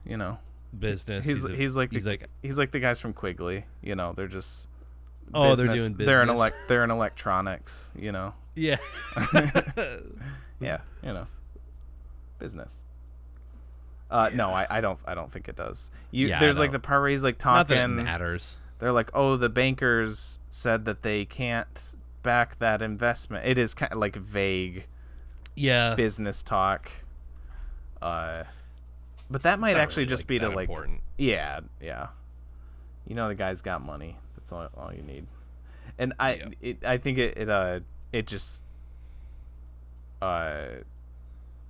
it works too for, you know, this guy who, sure, he did lose a sister. I'm not saying that rich people can't feel sad when their sisters die, but it's like this guy has like everything other than a sister. But he has everything, and yet he has devoted like his entire adult life to really like the scene where they first meet face to face, and it's just him and Mr. Han standing in that room, and he's like, "Oh, I bet you want to torture me, but you can't because you won't know why." And he's like saying like, "I've watched you for the last like 15 years and I know everything about you." And like you really see that like Lee Woo-jin is just like a really pathetic character, that he's just devoted his entire life to this guy who he perceives as being like the cause of his sister's death. And I think the implication there is that he feels responsible for his sister's death, but he needs to do all this and put all this effort into, no, it's this guy, it's his fault, I can't be at fault, I loved my sister, it wasn't my fault, it's this guy's fault. Yeah, like it's his fault that we were even in that situation to begin with. So it's like, yeah, he's trying to pass the blame a little bit and like kind of remove it.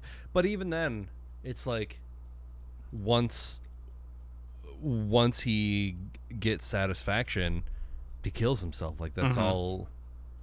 So it's just, yeah, it's it's pathetic, I guess.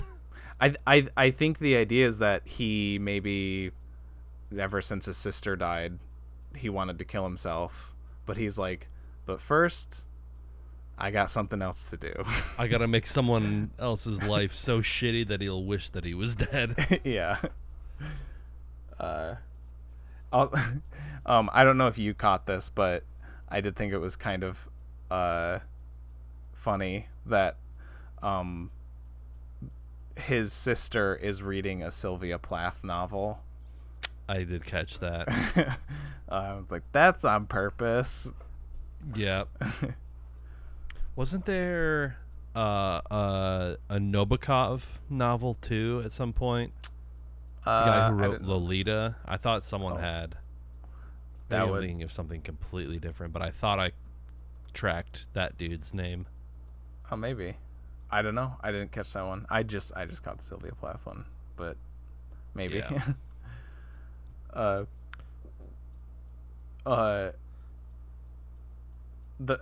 guess the last thing I wanted to mention is that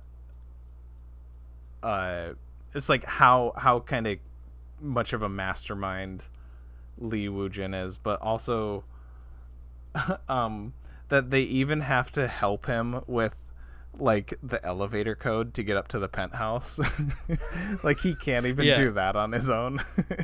Yeah, he's like sitting there like trying to beep it, and he like hits the 4 and the 6 at the same time, and that doesn't do it. Yeah, and they just like stroll in like, oh my god, look at this idiot. Yeah, here you go. And he's like almost in shock, where he's just like, oh shit, you two were here. Yeah.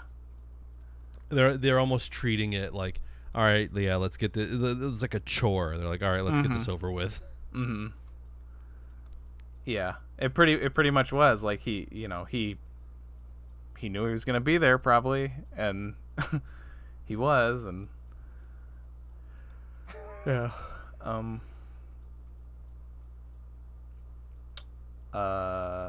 Okay, but we good to go? Yeah. Cool. I guess you went first for that one, so I guess I'll go first for this one. I know what you're gonna give. Yeah, I mean mine's not much. Yeah. Yeah. I think I'm gonna go with a 9. Really, really liked it. And maybe it's not a 10 because my experience, because I knew that the twist was coming, even though it shouldn't hinge on that. I was almost like, man, I wish I was surprised. It's my fault, not the movie's fault. The movie is a 10. I'm a 9, I guess. I don't know. Great. Man, Korean names are hard to remember. Odesu, I'm just going to call him that. Odesu is a great character. He is very good at personifying all the ranges of the human emotions. I don't know, this sounds very basic, but just that the desperation to just the insanity to anger. He puts his whole ass into all of it, and it is fantastic. Everyone is great. I really like Lee Woo Jin. It almost in the context of the trilogy, it's almost it goes from Sympathy for Mr. Vengeance, which it's two sympathetic characters that you can kind of understand, to transition to kind of a more imbalance between he saw something and this guy perceived that he spread a rumor. It's a more clear-cut protagonist antagonist for sure. Where it's yeah, sure, telling rumors is bad, but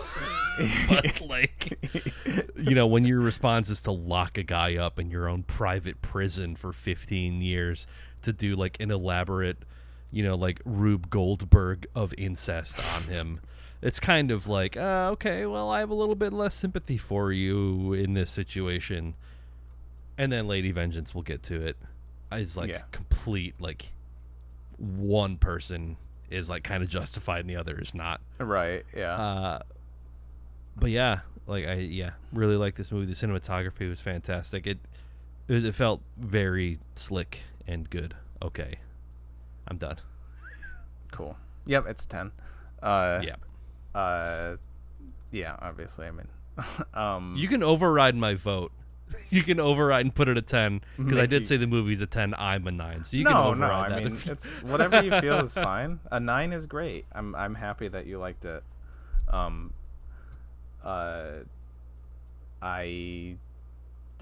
mean, I kind of said it at the top that I it's one of those where I don't really think there's a weak moment.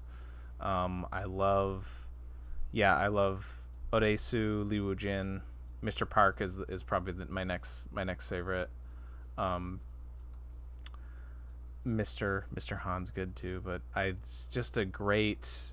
I think it's a great proof of a great mystery where me, who has seen this movie a bunch of times, but when I saw it the first time this week, or even the second time, but the second time it was kind of just more of that was to watch it with Kalia and just to kind of, I don't know, I like doing with Oppenheimer, where the second time I watched that in theaters, it was more to just kind of take in the movie craft more so than the story. But knowing the twists and turns for me, just seeing it again for the first time after so long, and just appreciating just the way that the mystery is unraveled throughout the course of the movie, and you get questions, answers, and more questions and more answers, and it's just this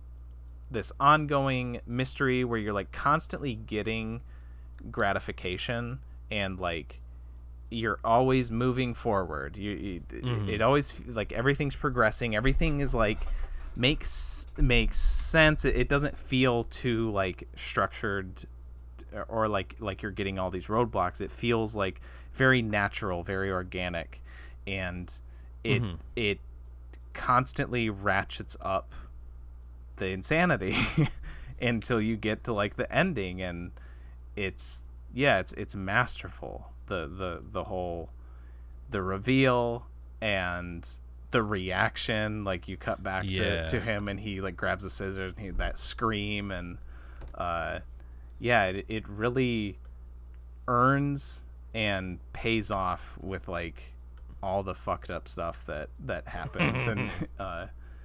and beautiful cinematography, editing, directing, just every facet of this I think is fucking amazing. It's great. Lives up to its reputation. In my eyes, yes. Yeah, I'm definitely glad I got to see it like on a big screen in a theater. There were like a few people in there. I am jealous that you got to just watch it alone. Like no one else was in there. That's it was cool. Did you get like the recliner seats and everything? Oh yeah. Yeah, that's nice. Yeah. Yeah. Speaking of something, I don't know. We had there's one more in this trilogy, and it is the last one. Came out last, so it's the last one. I don't know what I'm doing. It's from 2005. It's Lady Vengeance. This one follows a woman or a lady named Lee Gum-ja. She is it starts with her being released from prison after I think 13 and a half years for supposedly murdering a child, but she kind of learned that she didn't. She had to take the fall for someone else, and now she wants to get him back, get some revenge, get some good old vengeance. And yeah, I think it's mostly that. I just watched this before we did this, so yeah, I watched this today as well.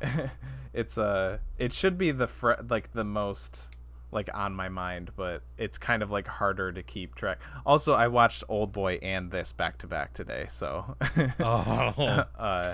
so yeah, I'm for some reason a little more foggy on this one, even though I just watched it. I think for me, this one I think is the one that I had some trouble with, just like kind of following the narrative a little bit, because it bounces back and forth between like these prison vignettes and then her in real time, and I guess I had a little bit of like I think about it, the first hour kind of sets up what happens in the last hour, and the last hour I was like locked in. I was like, okay, I understand like why they're doing this, who they're doing this to, what this person did. But I think everything leading up to that, I was a little bit confused about like what was going on. I will say, I mean, I enjoyed the prison vignettes. I think they were mostly like pretty funny, showing like her like super squeaky clean Christian, like I've renounced my sins and I've like basically doing her like Andy Dufresne, like I'm gonna help all the prisoners, you know, get on the right track. Not that he was like a religious person, but he like was an advocate for the prisoners. And was like, yeah, we need to have better quality things for people. She was like kind of a model prisoner, and it's such a great twist, like when she gets out and like this the Santa Claus marching band. Was it supposed to be Christmas time? Why were they dressed like Santa? Yeah, I guess so. I loved that. The you talked about the transition when he like lets go of her hand and then it's like a gun and he pulls the trigger. The like, I brought you this like white tofu cake that's supposed to represent your sinless life, and she takes the cake and like lets it flop over, and it's like the symbol crashes and hits the ground like the exact same time. I really liked that. I was like, oh, okay.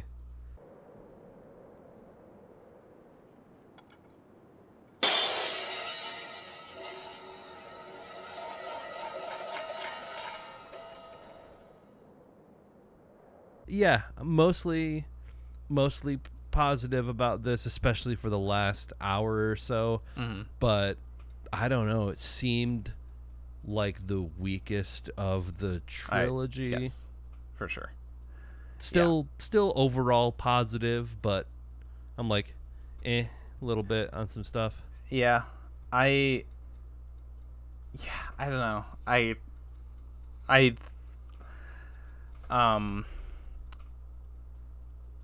think that there were parts to this where I like this almost felt like a different director, not Spike Lee, like trying to.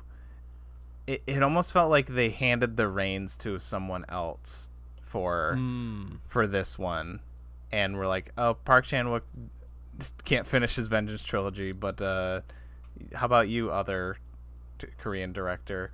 And not to say that there isn't like any of his flourishes there. I did really like that edit with the cake and the timbre, or the symbol or whatever. That was really smooth. There's I mentioned previously that I think there's some really cool shots in this. The one that was like getting at before was like it's like in that end scene, and there's like a couple shots of her, like she's like walking down a bridge and then she's walking up some stairs, and it's like at these weird kind of jaunty angles, but it looks really cool.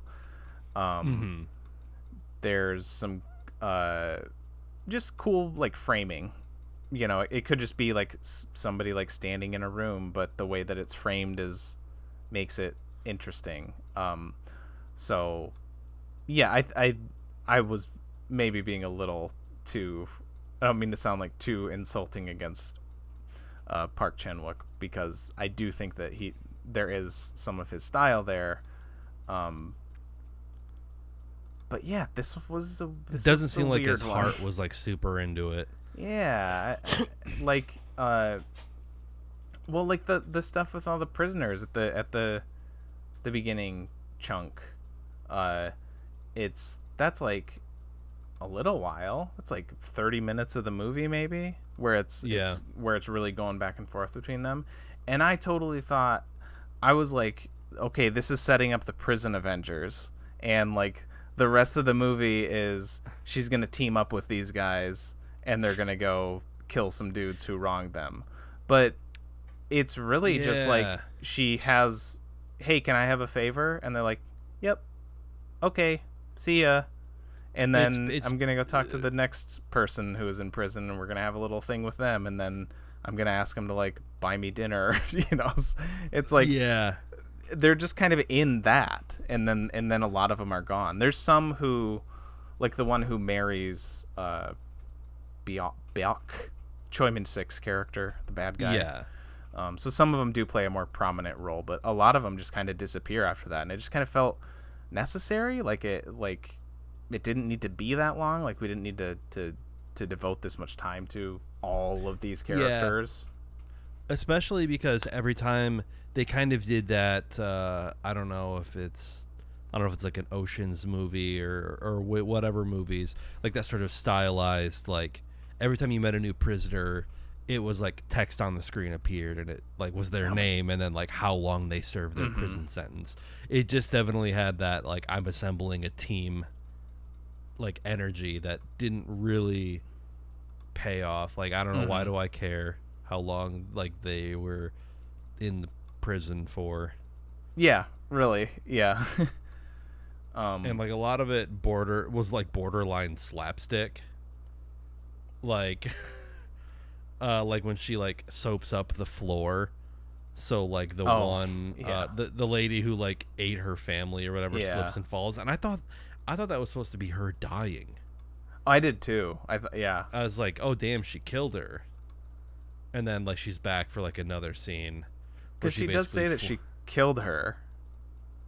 She fed her bleach. Yeah, that's right. Yeah, she which is pretty rough.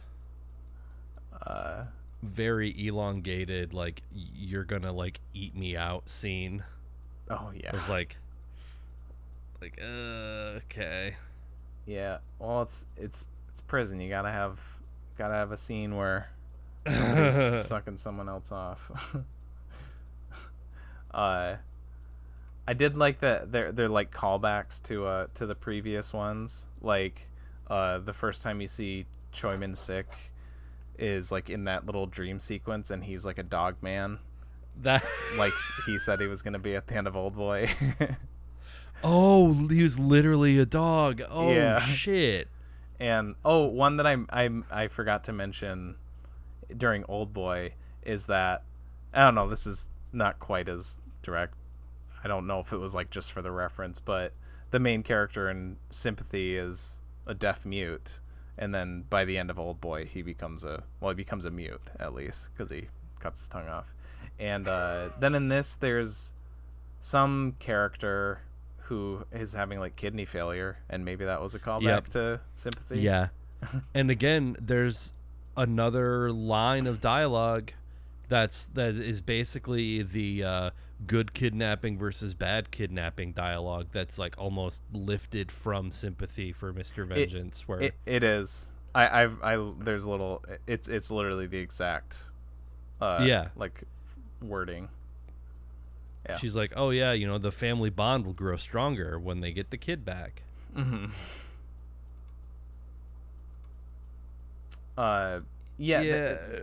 This is the most like, it's the most, I don't know if abstract is the right word, but especially towards the beginning, there's a lot of like jumping around and like, it made me think of again, I'm bringing this movie up a lot, but Oppenheimer, like the beginning of Oppenheimer, how it just starts and it's like loud noises, trailer music, a lot of shit going on. Like you're just thrown right into the movies, and it's like a million things are happening. And yeah, you got to know a bunch of different characters and know their names and like who they are. Mm-hmm.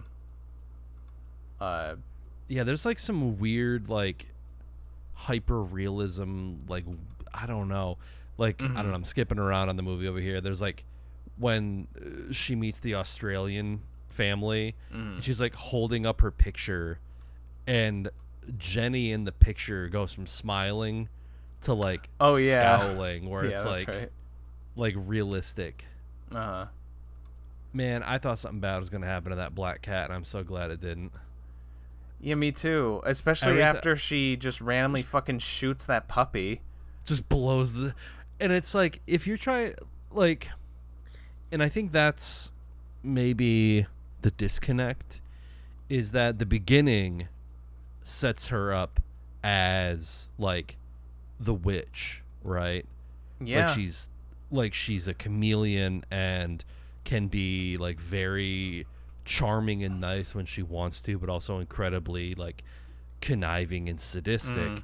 And it's like, okay, so she's essentially a sociopath, and that's like further hammered in by like, her blowing this dog away. Yeah. And then the last hour, it kind of switches where I think you're supposed to like feel sympathy and like kind of catharsis for everyone kind of taking, and it felt like the character completely changed in the last hour, where like there's like this big setup of her being basically an insane sociopath, and then it all just kind of goes away. I think maybe it's supposed to be like, I do agree, like you saying that. I hadn't really thought of it like that, but I think maybe the movie's trying to be like, well, now she has her daughter, so like her relationship with her daughter is kind of helping her regain her humanity, maybe something like that. That's how she's becoming more of a sympathetic character. But yeah, it's kind of a bummer that like this is the happiest ending, really. Like, she gets revenge, she gets away with it as far as we know. You know, there's no real hint that they're gonna be found out. She reconnects with her daughter, you know, her daughter like gives her the hug at the end to kind of like show the sort of acceptance or whatever. So it's an outright, it's the only real happy ending, like just out and out, unambiguous. Bad guy's dead, good guys win, but it's the character that I care about the least. I couldn't really connect with her that much, and I gotta say, it's the least, like, listen, 13 and a half years in prison for something you didn't do, that's not nothing. But I just watched Oldboy, and it's a whole hell of a lot better than what happened to him, you know? And I don't feel like something I love so much about those movies, and that I talked about, like we talked about a lot with Sympathy especially, is that like it's earned. Like the places they go at the end of the movies, how like, you know, depraved and dark they get, it's earned because you're there with the characters. You feel their despair and their turmoils, and, you know, Odesu's insanity as they spend all this time, you know, trying to get money for his sister's kidney, or investigating his daughter's death, or Odesu in the hotel room or whatever. With her, it's just these fun little she vignettes. Adapted to prison almost almost instantly. She's just like, oh, okay, this is another system for me to work. Yeah, it's like, she didn't deserve to be in prison for that long. And yes, you find out later that Mr. Byuk is even worse than she thought. Yeah, those things are true, but I'm just not, I don't feel the drive for the vengeance as much as the other ones, and it's kind of a bummer. Yeah. I feel like that last scene with her like embracing the sinless white cake was supposed to be this big emotional, payoff, catharsis for like her journey, but I didn't really feel anything with that ending. It just was like okay. Yeah, I don't know. I was like waiting. I was waiting for like the turn where it gets because you're expecting a not happy ending, right? I'm expecting her to take them all to that bakery and feed them poisoned cake, because even though they're all like, they all kind of have like they all took the picture at the end, so no one can turn each other in without implicating the other.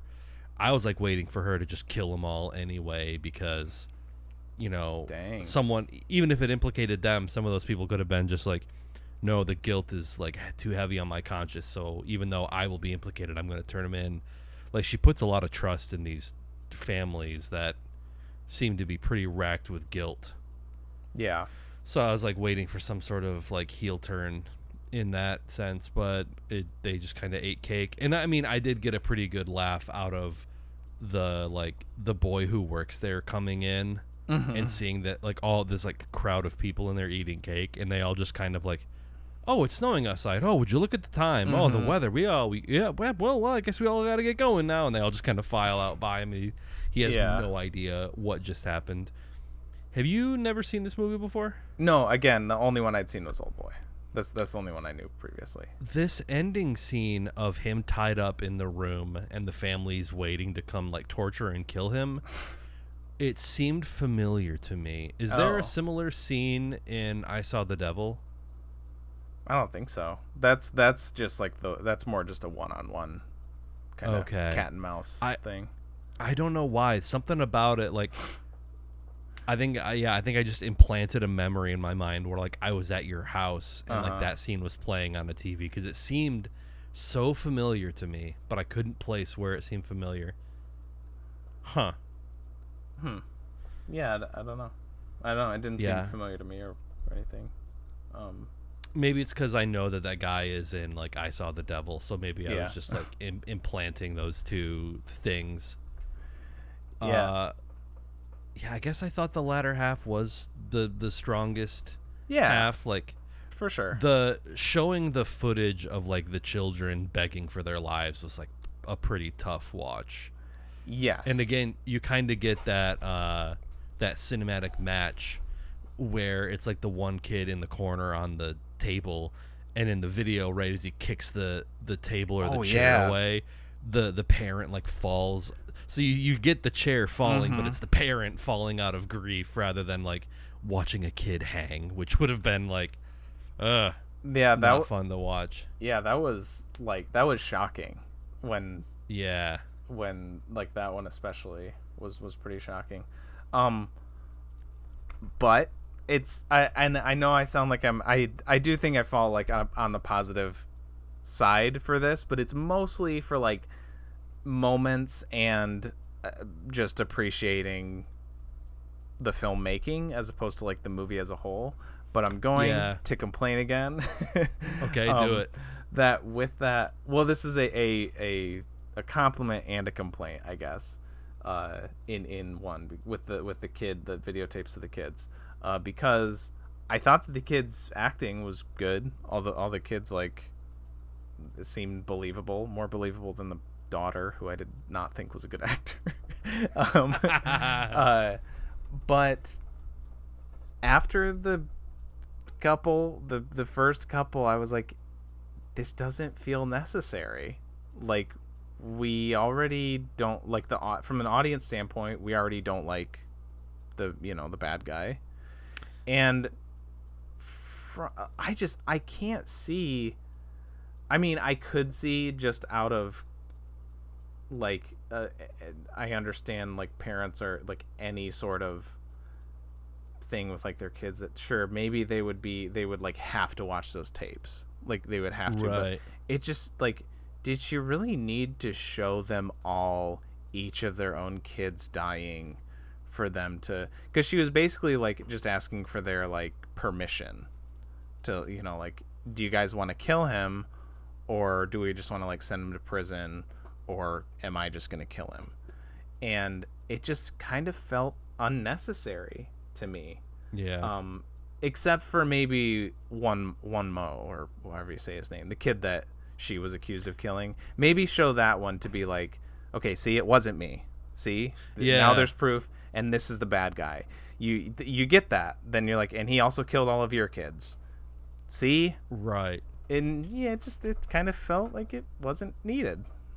So was her showing up to their house to like cut her finger off, like her showing like penance, like she felt guilt over? Well, she did. I mean, she felt guilt because she did kidnap the kid. Right. She was him. kind of like, she was an accessory. So I think that's why she was, that's what she was Okay. paying the penance for. And is the bakery shop owner guy, one of his kids was also abducted? Oh, was it? Oh, I don't know. I thought the guy who ran the bakery, The guy from because that he was Mr. Park. Yeah. Because he's there when they're all lining up to like kill the guy, isn't he? No. Are you thinking of the other guy who is he's actually the only person who's in all three movies. He has a mole on his face, so I think I was conflating the two. Yes, yeah, you're right. Yeah, that's what I'm thinking of. That's I wrote his name down because as far as I could tell, I think he's the only one in all three. His name is Oh Kwang-rock. He plays the suicidal man in Oldboy, the one parent in this, and then he's one of the anarchists at the end of Sympathy for Mr. Vengeance. Oh, okay, cool. Yeah, that makes sense. Yeah, if only Song Kang-ho could have been in Oldboy. Yeah. I liked his cameo in this one. That was great. Did you recognize the other one? Let me pull the scene up. Which one was he in? Oldboy? That's Ryu from Sympathy. Oh, the deaf guy. So it's the two leads from Sympathy. I thought that was great. And then Song Kang-ho gets his fucking brains blown out. Yeah, with this like basically like mini blunderbuss style gun. Yeah. Man, he really beats the shit out of her. Yeah.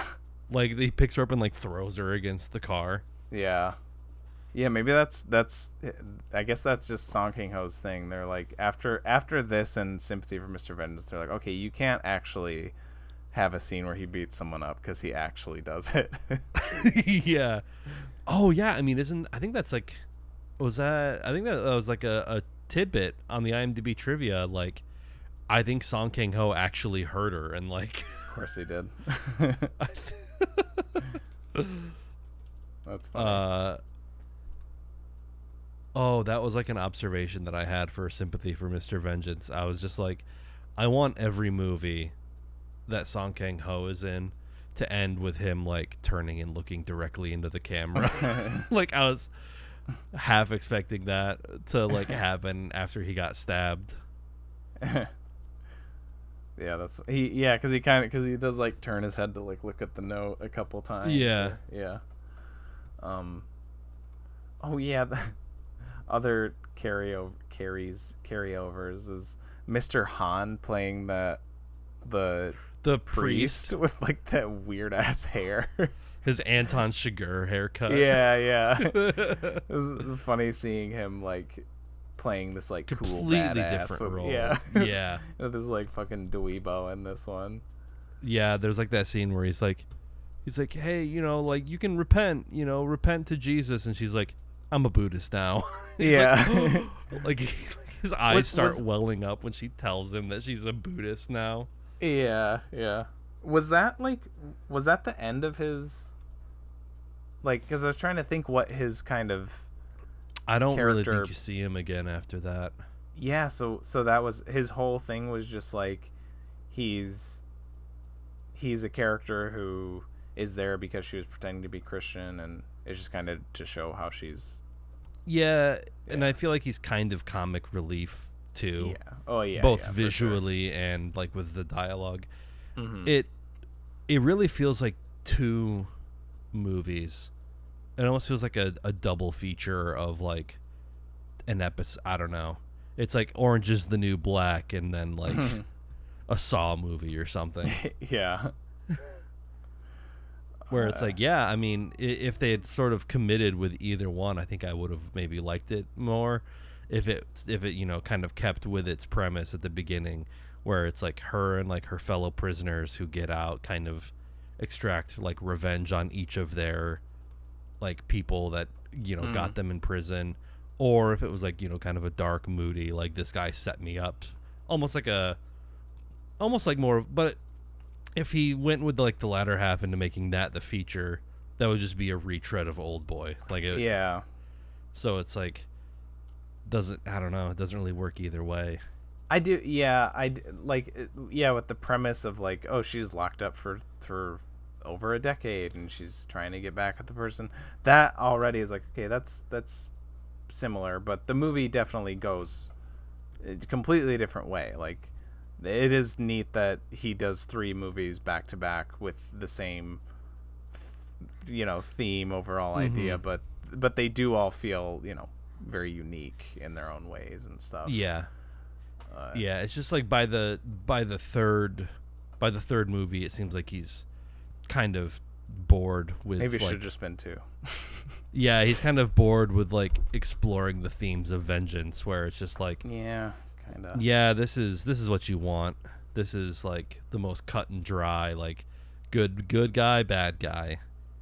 Like, I guess she's kind of ambiguous as a good guy, bad guy, just like through kind of what she does to like gain her status in the prison. But near the end, it's just like, here's like proof that he made snuff films of all your kids being killed. So like, let's all get him. Also, the fact that they were like, well, why did he do this? Like, what did he need the money for? He didn't have a kid. He was sterile. And she's like, I think he wanted a yacht. I was like, oh, word? Like, that's what he did all this for? He wanted to get a yacht? I felt like that was definitely meant to be like a comedic delivery. I don't know. I laughed. It was just like, that's what he did all this for? Well, a yacht? I suppose. Yeah. Well, she's just trying to cover up because her daughter was his, right? Didn't she say that he like got her pregnant? Oh, maybe I missed that. Oh, okay. Yeah, I'm pretty sure that's what happened. That I feel like there was some like line or allusion to it that they like banged, and that's his kid. Yeah. And that's why she said that, because she didn't want to say, because they were like, oh, does he have a kid? Like, they're gonna say, yeah, let's kill his kid, and she's like, no, that's my daughter. He just wanted a yacht. I mean, according to the Wikipedia article, it says, as a young high school student, Gwem-ja had become pregnant and afraid to go home to her parents, turned to Mr. Beck, a teacher from her school, for help. Okay. But then, I could be wrong too. But then basically he's like, oh, you moved in with me, so you're basically just going to be like, because that was her in that scene, right, where they're like having dinner and he just gets up and goes around to the other side and just like starts having sex with her in the middle of dinner? Or was that his wife? Yeah, his wife. Yeah. Okay. I believe, yeah. Okay. Yeah, definitely, maybe it could have been my fault, but definitely the way that the story was constructed, I was like, okay, who is this? What's going on? Why are they doing this? A little who bit. Who are these like yeah. relationships to other people? Yeah. I mean, yeah, that probably didn't help the whole like the language barrier and stuff, and like all the different names of all the people in prison and stuff. Yeah. And, yeah, and it's just kind of like it's a little like underwhelming how like there's not too much interaction with Mr. Bach. I don't know how to say that name in like the present, because he's just kind of like at his house, and then she's like, and then I feel like the only time they really interact in the present is once she has him tied up. It's all like you only see him interacting with like he eats with the priest or whatever, and the priest gives him that photo album of like, hey, it's Mr. Han giving Odesu a photo album of this young girl that he's interested in or whatever. So it's like obviously he's still like watching her or something, but yeah, you don't get kind of like a build up. He's knocked out, and then she shows up and he's tied up, and they talk a little bit. Yeah, it's just mostly underwhelming from like a story standpoint, even though there's like scenes that I like. Yeah. There's moments, there's cinematography that's really cool. I love the shot of after he passes out at dinner, the like reaction shot of his wife, and she's like beat up, like beat to hell, and she like does that smile or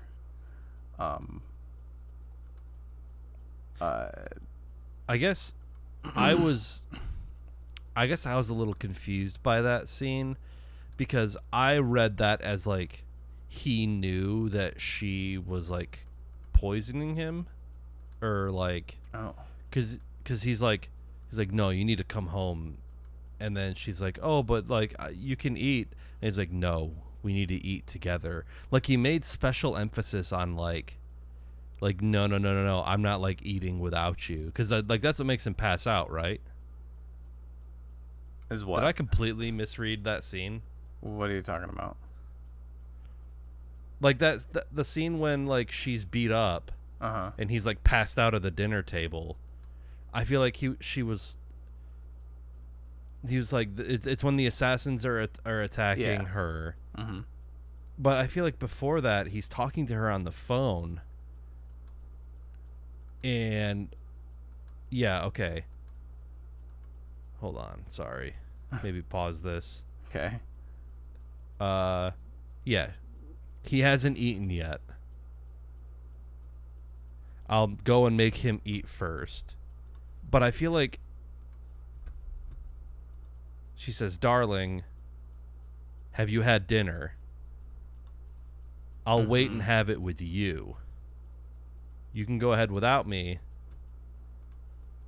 But he seems very insistent on like waiting for her to eat, and I guess I read that as like he knew what she was up to. I don't know, but I guess it's because he was talking to the assassins. I don't know. Yeah, because then he ties her up and then he eats and then he passes out. I don't know. I guess maybe I'm bad at interpreting what's going on in movies, but I was like very confused by that. Did you get the color version? Did you watch that one, or did it just like the transition? Do you like It didn't transition. I know what you're talking about. Okay, yeah. Because I'm skipping around that. I watched it just color the whole time, but yeah. So there's a version where the like throughout the entire runtime of the movie, the like saturation decreases until it's like just black and white for the ending, right? However much, and it's another one I don't fully know. I will say there's some shots that look cooler in the black and white, and he also does like I'll always think of Schindler's List. Also, and I think like the ending scene is all like it's in like the snow and it's nighttime, so it's kind of already like black and white. That's probably done with that. Yeah, it looks pretty decent. Other than like the guys red on his jacket. Yeah, it does look pretty desaturated anyway. But yeah, the Schindler's List thing where it's all black and white, and then when she's like in the bathroom and she sees the kid's ghost. Yeah. And then like the marble drops and rolls along the floor, and the marble is in color. When the marble's still that's in color. cool. And then she like I looks like up that. and it's Lee Woo Jin for like a shot. the older. It's supposed to be like the little boy if he grew up or whatever. Right. Yeah. Yeah, I liked that. Yeah, again, I think this movie was like a movie of moments that I liked, but as a cohesive story, it just kind of left me wanting more or something more interesting. Yeah. Yeah. I did like, I think it was when like the first parent comes in to like torture him or whatever, to torture Björk. And Beck. I don't remember how the conversation goes exactly, but it's something like, why did you do this? They were just little kids. And his answer is basically like, nobody's perfect. I can't remember what he says exactly, but it basically equates to that. Yeah. Yeah. Whoopsies. Nobody. Yeah. I think even when he said that one song kicked in my head. It's like, I'm not a perfect person. Oh yeah, I could see this. Yeah, they should cut this into a Hoobastank music video. Yeah. What was going on with the Australian parents and the smoke? Oh yeah, at the end when they like I was like, did she gas them? I don't know. Yeah. I did not know what the implication of that was, because doesn't she send Jenny back to Australia to live with them? Or like she's going to. I think she's like in transition because they're still like in that one hotel room with the weird wallpaper. Yeah. Yeah, and they still have like all their luggage and stuff. So I think they're still in Korea, but they're going back. Yeah. Yeah. Jenny coughs and wakes up. They're like completely incapacitated. She like leans up. Yeah. And then she's like looking, and like it's not like fantastical. Like smoke is filling the room. I was like, is it carbon monoxide? Like what? Maybe it's the Russian gas from Oldboy. That's just another callback. It's just for fun. Yeah, I don't know. And then you don't see it again, right? Yeah, because after that happens, it's that scene in the road with like the cake and the snow. But I almost thought that might have been in her head, because when Jenny steps outside, I guess she is like wearing pajamas because it's like bedtime or whatever, but she's like wearing just like a little nightgown and she's barefoot in the snow, but like isn't like reacting to like being cold or anything. I almost thought that was like, I was like, it just seemed otherworldly almost, where I was like, is she imagining what's going on? But yeah, or maybe she died in the smoke with her Australian parents and she's just hallucinating. I don't know. Yeah, I don't know. Because otherwise, why show that? I don't understand. Yeah, true. Yeah, this is one of those things, like, having just watched it, where, like, if I had more time, I would have maybe tried to Google, like, when we got on the call, and I was like, I can't tell what she says at the end of the movie, because she says it in English, but she has an accent, and it's hard to understand what she's saying. Yeah. The Wikipedia, the end of it says, later she meets Jenny and instructs her daughter to live purely like tofu. That is not what it sounds like. I don't hear the word purely in that ending scene. I don't know. Be white. Live white. Like this. Oh, Guamja lit candles in the apartment before she went to group kill the serial killer. They burnt out after he was dead, representing the end of her vengeance. The smoke wakes her up and possibly represents the repercussions of revenge on innocent lives, depending on how far you want to read into it. So, because I guess there is that line where she's like, "Don't let the candles burn out." But I didn't. Maybe I'm dumb. I guess I never made that connection that's supposed to represent her quest for vengeance.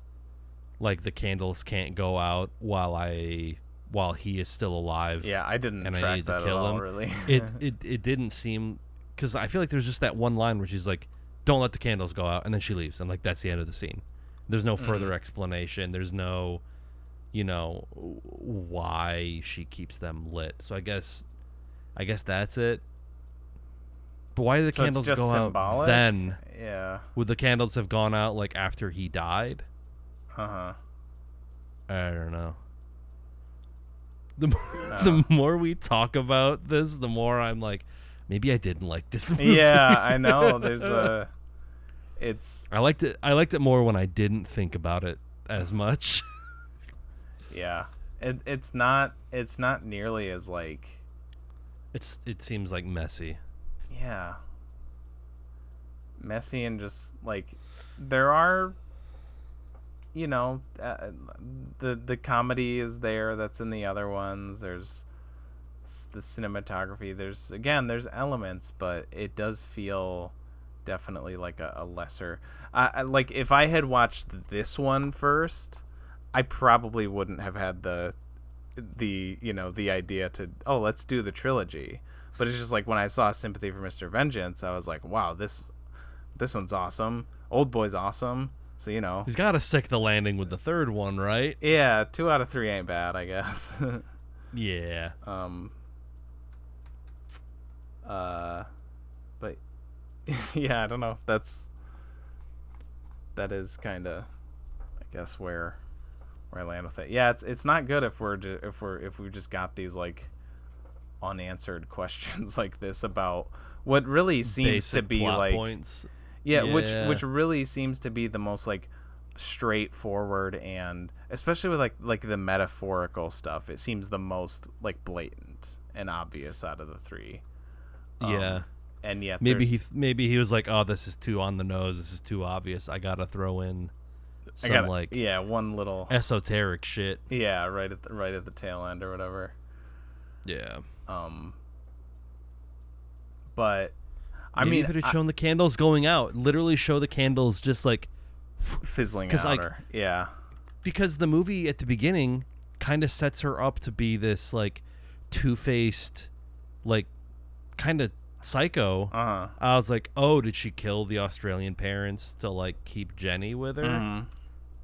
That's where I thought it was going, because I feel like the beginning of the movie set her up to be this, conniving sociopath.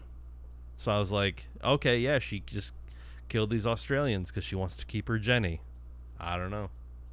Yeah. You said that, or like in there, that it's possible that Jenny like died there or something, or that was like a hallucination.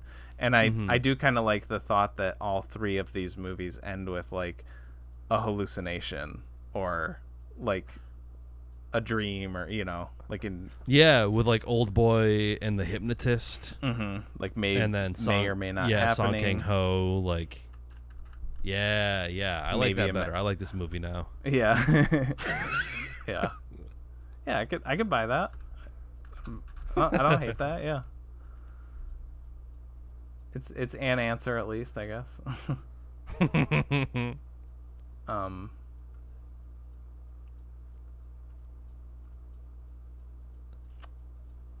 But that's I think after that that's the end of mine though. No, really the only other thing is like I'm just trying to find answers to these like issues. But need more time for that. Yeah. Okay. I'll start us with this one. Yeah, like you said, like I do feel like our discussion didn't really help, but I think I will stick with what I was thinking before, and that's a 6. I didn't gel with the overall kind of, like I said, underwhelming plot. The main character the performance was good, but I didn't really connect with her. I did not think the daughter was a good actor. Also, she's supposed to be like Australian, like she was raised in Australia, but she has a Korean accent when she speaks in English. That was something else I noticed. Yeah, I don't know. My favorite part of this one was just spotting all the other people from the other Vengeance movies. Like, yeah, the scene with the 2 guys from Sympathy, that was the coolest part. That was a lot of fun. Maybe I can't ask too much because he gave everything he had in Oldboy, but I wish we got a little bit more out of Choi Min-sik in this one. Like, he really doesn't do much. He doesn't have much to do, I should say. Yeah. But yeah, there's still stuff. Another shot that I like, that I forgot to mention, was like it's like a reverse third man shot, where it's like a crane shot of someone on the street, and they're like walking to a building, and then the camera like pulls back and it goes through the window, and now you're in like the apartment.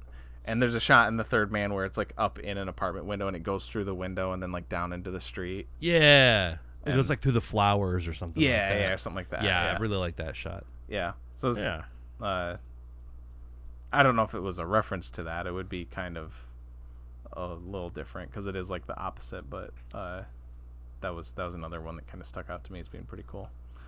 So yeah, 6. It's got, I don't know. It's one of those where, like, I like the director's style enough, and that kind of carries it enough. Mm-hmm.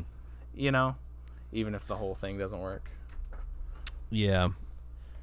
So, I'm right about there with you. I think I landed like after this discussion, it might be lower, but I think after I finished the movie, I was like 7. So I think I'll stick with a 7.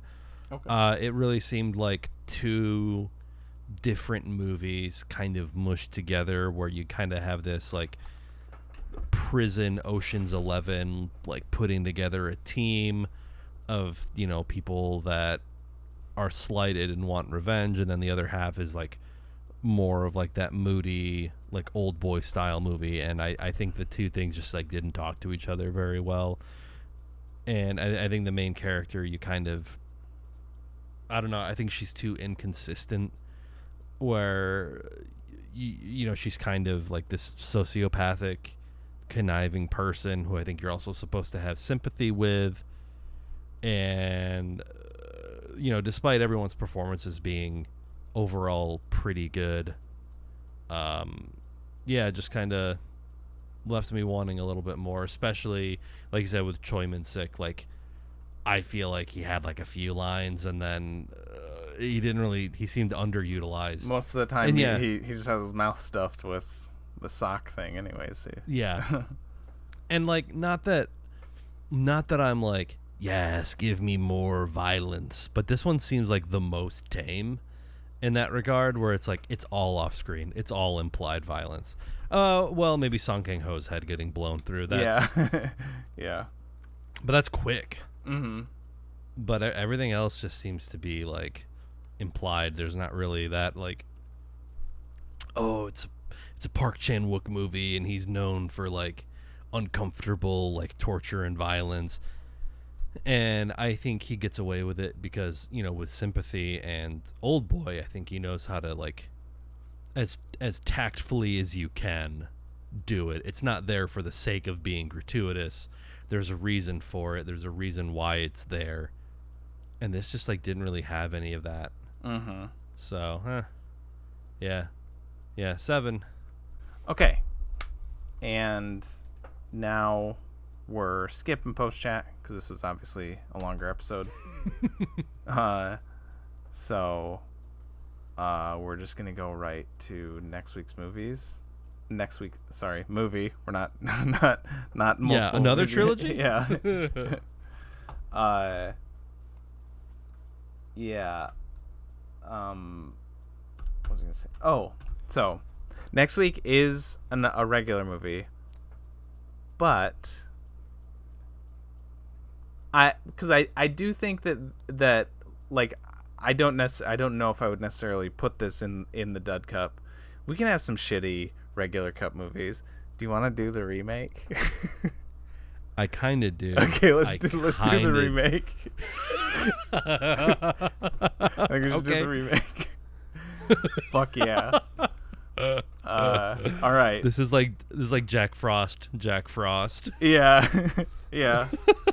All right. Yeah, so this is not a dud movie, but do not expect me to be nice to this. And you know what?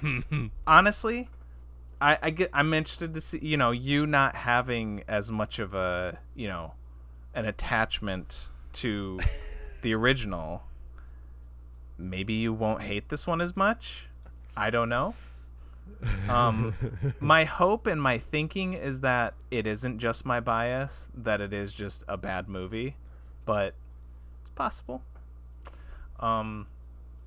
So next week, from 2013, directed by Spike Lee, Oldboy. Yay. Cool. All right. So there it is. Spike Lee is weird to me, man. How can you do like iconic movies like Do the Right Thing and Malcolm X and like kind of have this prestige director like attributes and then do a remake of Oldboy that no one asked for? Yeah. He also did, how much of the... No, I think there is some directorial style too, but he also did, he directed David Byrne's American Utopia, and that's different. It's a concert movie, but I do really like that. And there are some cool, there's cool directorial flares in that. I won't, give all the credit to just the concert. And Black Klansman is good. So he's got some good recent stuff, but it's not this one. It's not what we're watching. So anyways, it is on. I kind of skipped over this because it wasn't like a couple. It's for rent on a lot of stuff: YouTube, Google Play, Apple TV, Amazon, Vudu. So watch it at one of those if you don't want to be spoiled for it before next week's episode. These episodes come out every Wednesday at 7 p.m. EST on YouTube and Twitch in video form, as well as Spotify, Apple Podcasts, and more in audio form. We also have social pages on Facebook, Instagram, Twitter, and TikTok. Give us a rating if you like on those podcast platforms. Give us a sub on our channels. Come check out the YouTube streams. We don't ever really pitch those, but we do the streams, then we watch a bad movie, and then we play some games after. So be fun. And now, with all that said, got a lot of material here to pick from.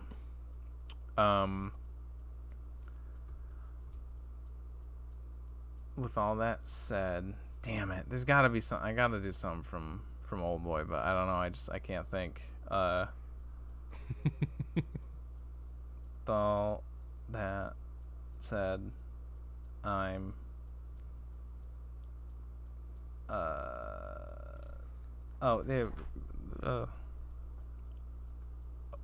no, that's too hard. I was gonna be like, I can't say anything because I cut off my tongue, but that doesn't really work for an audio medium. Do it. So go grab scissors. yeah, just do it. All right. Well, that's my thing. Whatever. That's my sign off. TJ, and with me as always. As always, I'm just Song King Ho, depressed over my dead kid and skipping stones in the lake. Really good. I love skipping stones. Like whenever I go to a body of water, I try to find like the perfect stones and like try to get it. So I felt seen in that scene. So that's. He's really good at it too. Yeah, there were a few that like I was like, is that real? Did he actually do that? It was like 8 to 9 skips. It was pretty crazy. Yeah. Okay, Nick. And that's it. That's it.